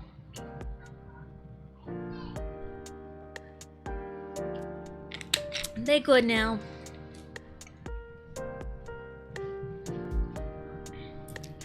Are you sure about this? If I don't do this, I'm never going to heal. Jongin looked at Soyeon with sad eyes. He nodded and took her hand. They walked through the cemetery. Their eyes scanned every name to find a specific pair of names. After a 5-minute search, they found the 2 names they were looking for. Park Junwoo and Nam Bora. Soyeon teared up as she read the names. Years had gone by without seeing her parents. She felt waves of relief, sadness, anger, and emptiness. I didn't have a bad relationship with my parents, Soyeon spoke up. It was a normal relationship. They didn't deserve to die like that. Jongin hummed in agreement. Can't really say much since I don't know your parents, but I'm sure they would be happy you got yourself out of that situation. I'm sure they would, but now I feel stuck, Soyeon spoke her thoughts. Now that I'm free of NCT, I don't know what I should be doing. You don't have to decide that right now, Jongin calmly said. Soyeon looked at him with a surprised expression. She shook her head and looked away. I couldn't do that to you guys. All of you have done enough for me. I can't. I'm not telling you to depend on us. All I'm saying is, let us help you start. Jungin smiled. He grabbed her hand and led her out of the cemetery.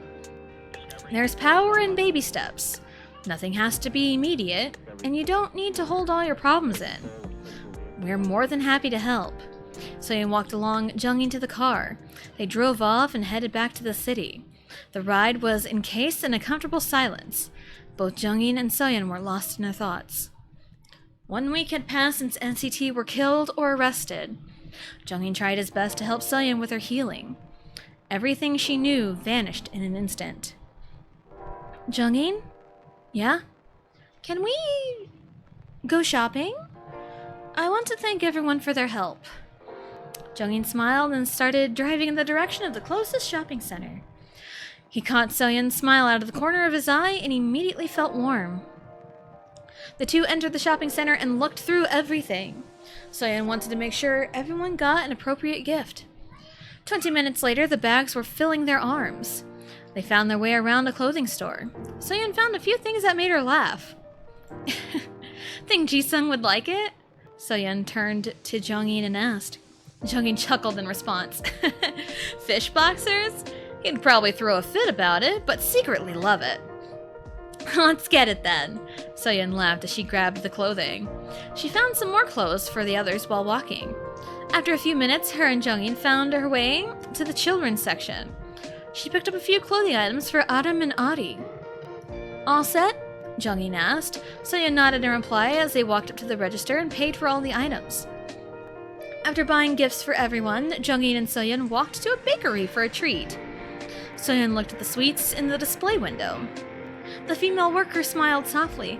Would you like to try our signature strawberry shortcake? She asked. Soyeon froze in a mild panic. Her thoughts were scrambled.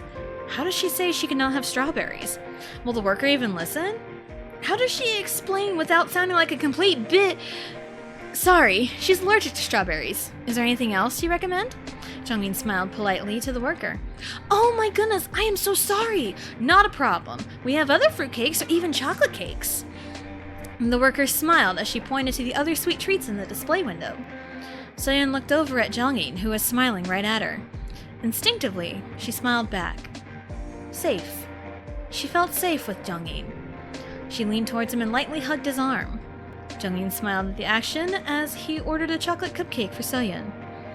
As Jungin paid for the sweets, Soyeon turned to him and asked, How did you know I was allergic to strawberries? I noticed you avoiding all the strawberries at home. I assumed you either didn't like them or were allergic. Jungin simply shrugged as he took a bite out of his own cupcake. Soyeon seemed surprised by the observation. She quickly shook the thought away. No more obvious facts ignored. No more blatant disrespect. No more abuse. This was a new era for her. After a few moments, they returned to the car and drove back to the stray kids' house. They hauled all the gifts carefully into the house. They were greeted by a few of the guys in the living room. Hey, Seungmin casually greeted. How was your trip? Felix asked as both he and Seungmin stood up to help with the bags. Trip was fine. Went shopping afterwards. She got gifts for everyone. Jungin answered as he handed some of the bags to Seungmin. Soyeon smiled and helped with setting the bags on the table near the kitchen. I just wanted to thank everyone for their help, she said as she started pulling out some of the gifts. Seungmin helped pull out the items out of the bag and noticed the fish boxers. He turned to Soyeon and asked, Jisung? Soyeon nodded with a small giggle. He's probably going to kill you. He wouldn't, Soyeon confidently replied. If he kills me, Jungin will probably kill him, followed by Chun. But he can't, because I could incapacitate him first by targeting his legs. Yeah, he ain't killing you, Felix laughed.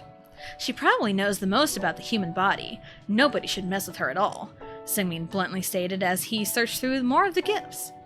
Jungin laughed as he helped sort the gifts. Soyeon fit right in with his family. Everything fell right into place. She was free. Hydrate! Chapter 12, final chapter, Found Family. One more chapter. It's like a little epilogue chapter.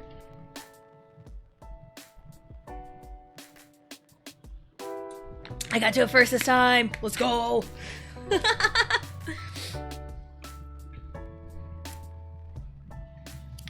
Autumn, I told you not to pick a fight with that kid. Teiho scolded as she walked into the hospital. He deserved it. Autumn pouted. He shouldn't have been bullying my friends. Some fights aren't worth it, Teiho scolded. But I agree with you. He did deserve it. His dad is a prick. Teiho and Autumn laughed as they walked up to one of the nurses. The nurses led them to one of the beds in the triage area. Autumn sat in the bed patiently, completely paying no mind to the cuts on her arms and the bruises on her cheek. Teiho pulled out her phone and sent a few messages to specific people. Immediately, she got a message back that made her laugh. Chan absolutely hates that you got into a fight, she told Autumn while laughing. Channy loves me, though. Autumn smiled. He does. And let's not tell him who exactly it was. He might actually do something bad. Teiho kept laughing. A few moments later, the curtain opened, revealing a familiar-looking nurse. I thought the name was familiar, the nurse smiled. Auntie Soyun! Autumn cheered, then flinched when she lifted her arms too high. Soyun laughed and patted Autumn's head. Well, I am glad to see you. I didn't want it to be here. What happened? She asked as she started looking over her wounds. This kid at school was bullying her friends, so she took it upon herself to, quote, take care of the problem. And, well, the two full-on fought, punches were thrown, and she ended up getting shoved into a bush. Teiho explained. And before you ask, no, this is not the first time this has happened. Soyun chuckled as she grabbed the necessary tools to clean Autumn's arm. Autumn winced as Soyun cleaned her arms. This isn't your first time with this. You should expect this, Soyun politely scolded. But I'm only 8, Autumn pouted. No 8-year-old should have the knowledge and physical ability that you do, Teiho lightheartedly glared at Autumn.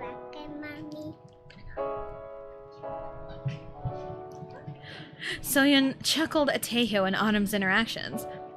So far, I don't see any signs of infection. Only one cut needs stitches, so I'll be right back with everything and we'll get you stitched up. She smiled as she walked away and closed the curtain. Autumn turned to Teiho with an innocent look. Mommy, why is Auntie's tummy big? She asked. Teiho doubled over in humor and disbelief. She thought carefully about how to answer. There was not much of a difference with Soyun since the last time they saw her. After a few moments, Soyun walked back with a tray. She sat down on the stool and started preparing to stitch Autumn's shoulder. Teiho looked over at Soyun and noticed a tiny bump. She smiled to herself as she watched Soyun swiftly stitch the wound. After a few moments, Soyun covered the area with a bandage and sat up. All done.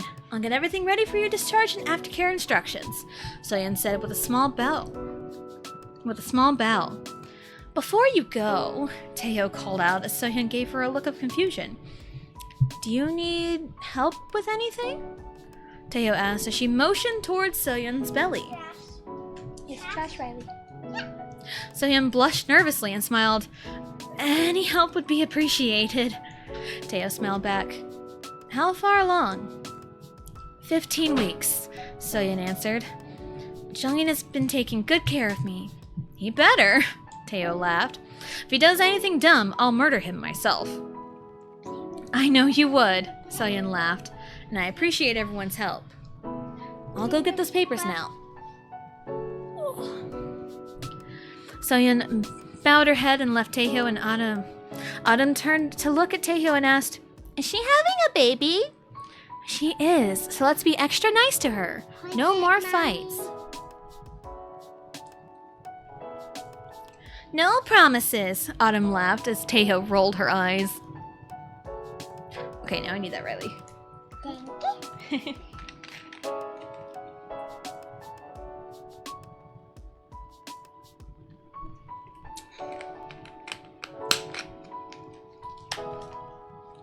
Later in the evening, Jungin walked through the hospital. People were wary of him, but greeted him nonetheless. He waited in the lobby area a few minutes before Soyeon walked up to him. Jongin smiled as he saw her. "You ready to go?" he asked as he grabbed Soyeon's backpack from her. Soyeon nodded as he held Jongin hand. I'm ready to be home," she sighed with a tired smile. "It's been a long day. Luckily, we don't have any missions for this weekend, so we can just chill at home." Jongin smiled as they walked to his car. "You seem like you need a weekend to chill." "I appreciate that, Jongin." Soyeon smiled as she climbed to the passenger seat. Jongin placed her bag in the back seat and sat in the driver's seat. "Yes, Riley." There we go. He drove off towards the town. Soyeon turned to him and said, "So, I saw Taehyung and Autumn today." Jongin seemed surprised at the statement. "Let me guess. Was it kiddo?" he asked as he made a right turn. "Yeah, Taehyung said she got into a fight and that this happens often." "Is that true?" Soyeon explained. "As much as I want to say no, the answer is actually yes. Chen always complains that they should just go to a special doctor every time, but Nuna insists on taking her to a normal ER.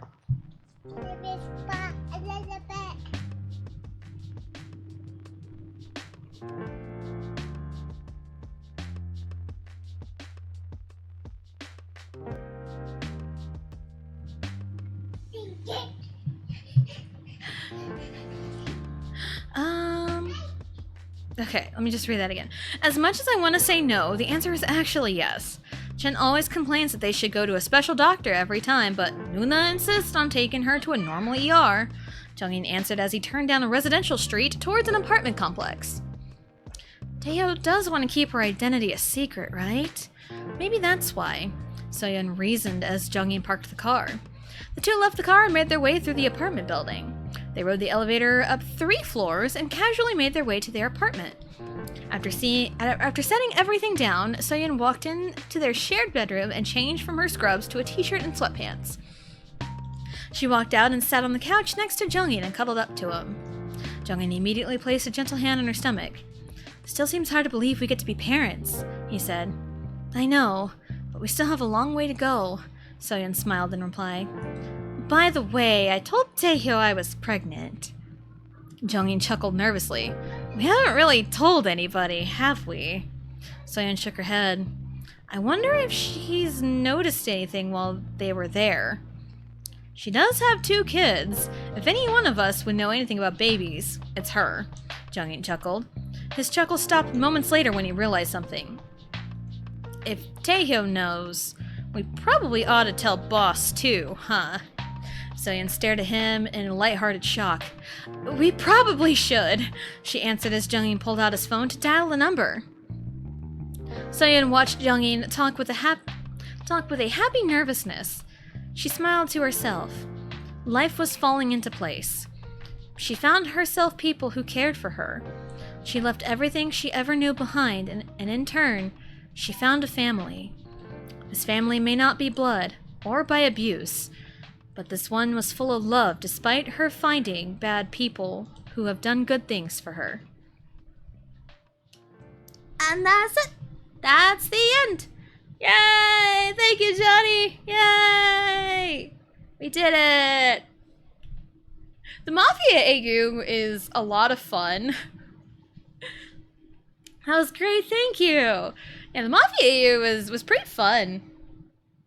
Because I had the thought to go back to it, beginning of the year. So it's like, I had to finish, what I'm currently working on before, moving on. So, yeah, and I've seen some kind of, fun, quote-unquote, reverse tropes. And one of them was, accidentally kidnapping a mafia boss. I'm like, ha ha ha, I'm doing that. I think I posted it in the Discord one time and I alluded to it. So, there we go. So yeah, it's really fun. The next fanfiction, I think I have it written down as a royal AU, which we've kind of done that once before with the Dragon Tamer, but that was royal, fantasy, soulmates, so it was like a combination of things. So this probably is a little bit more like on the royal AU side, you know, like kingdoms, kings, princes, princesses, all the works. So, but like I have like major writer's block with it, so I want to see what I can try and salvage out of it.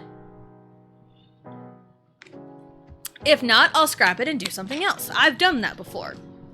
I'm doing narration and the immersion like the slap. Thank you. Thank you. I try, you know, to make the experience as good as possible. I try. Still need to read the previous part.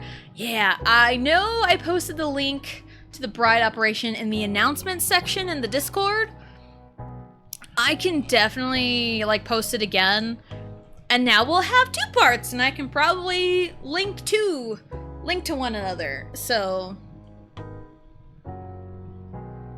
Do you ever read your own writing and felt you want to edit things? Yes. All the time. All the time. And like, mostly like edit things, it's like, oh crap, I should probably fix the grammar here. Or it's like, I probably could have fixed something here. Like, even with this one, it's like, yeah, I probably could have. Because there was a lot of grammar errors. And like, even like, so I write it all, finish it, go back and like do an edit. And I haven't touched this since May. I have not touched this since May. So this was like a re-experiencing of it. I'm like, damn, look at me go. I think my favorite part was when they were discussing the plans, like what approach they want to go with, you know, like the stealth route, guns a-blazing, or my favorite, max chaos. And then Audie's like, chaos! I mean, Farrell's second child at its best. That's one of my favorites. Like, well, you know, just posing a question, like, what's your favorite part? Just a general, you know, you can think about it. What was your favorite part? You don't have to answer immediately, but like, just, you know, again, like the chaos was so fun. And like, Tejo is a badass, I will say. Tejo is a badass. But yeah, but characters are flawed. You know, and I wanted to like try and like kind of realistically portray like, you know, a married couple, but also 2 mafia bosses as a married couple. So that's kind of where I went with that. So there we go, because communication is key in any relationship. Anyway, this was fun. Soyun was kind of fun to write. And I feel like Soyun and Jungin's relationship was, it probably could have been written better, but I think it turned out pretty good.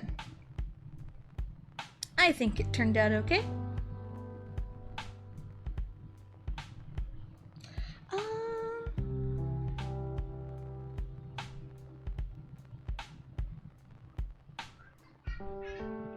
All right, let's see here. I think I know who to raid. Potentially. I'm just looking at who is live right now before I kind of go over with your schedule for the week. Because after this, we're kind of back to normal. So. Here we go, Mommy. Hi, Riley. Oh, thank you. No, those are your cards. You go play. And also, writing about children, it's a little easier now because I have children. I can pull from personal experience. I like the stealth part too, and that feeling you get with the conclusion where it still lingers in your mind what happens beyond the ending, like a bittersweet feeling. Yeah. And I like the scene with the slap where Teo's just like mouthing off and it's just like BAM! It's like, okay, I deserved that. I love that. But yeah, check out the bride operation if you can. And then this one was pretty fun. So, schedule for the week. Schedule for the week. Yeah, schedule for the week. Tomorrow, Mario Party. We go back to Mario Party 7. We are halfway done with Mario Party 7. We have 3 boards left, and then we have 6 boards of Mario Party 8, and then we're done with the Gauntlet Run. It's coming up pretty quick. So that'll be fun. Friday is Mario 64, and again, I keep saying, I promise I'll come back to Xenoblade 2. I have the costume changes done, for Torna anyway, but I do want to do like post-game, like maybe a stream or so of post-game Xenoblade 2, just kind of one of those like chill, let's hang out and have some fun with the post-game type things. So that'll probably be Monday.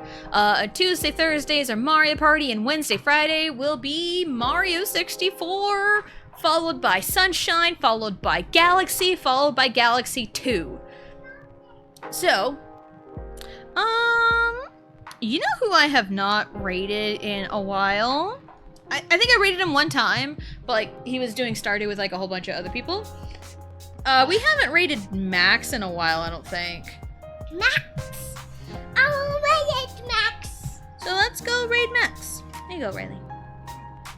Thank you for the story. Have a good afternoon. No worries. And yes, our next follower goal is a Royal AU, or I might just scrap this one all together and come up with something else. I don't know. We'll figure it out. I just like writing stories, okay? I like conveying, like, themes and messages and everything. So, there we go. We're gonna go raid Master Max 165. I think he's playing Final Fantasy 6? I think that's what he's doing. So, yeah. Tomorrow, Mario Party 7. Friday, Mario 64. Monday, hopefully Xenoblade. It should be Xenoblade. 90% confident it's Xenoblade. And so Mondays are Xenoblade, Tuesdays and Thursdays are Mario Party, and Wednesdays and Fridays will be Mario 64. So thank you everyone for coming out, hanging out, and we will see you next time.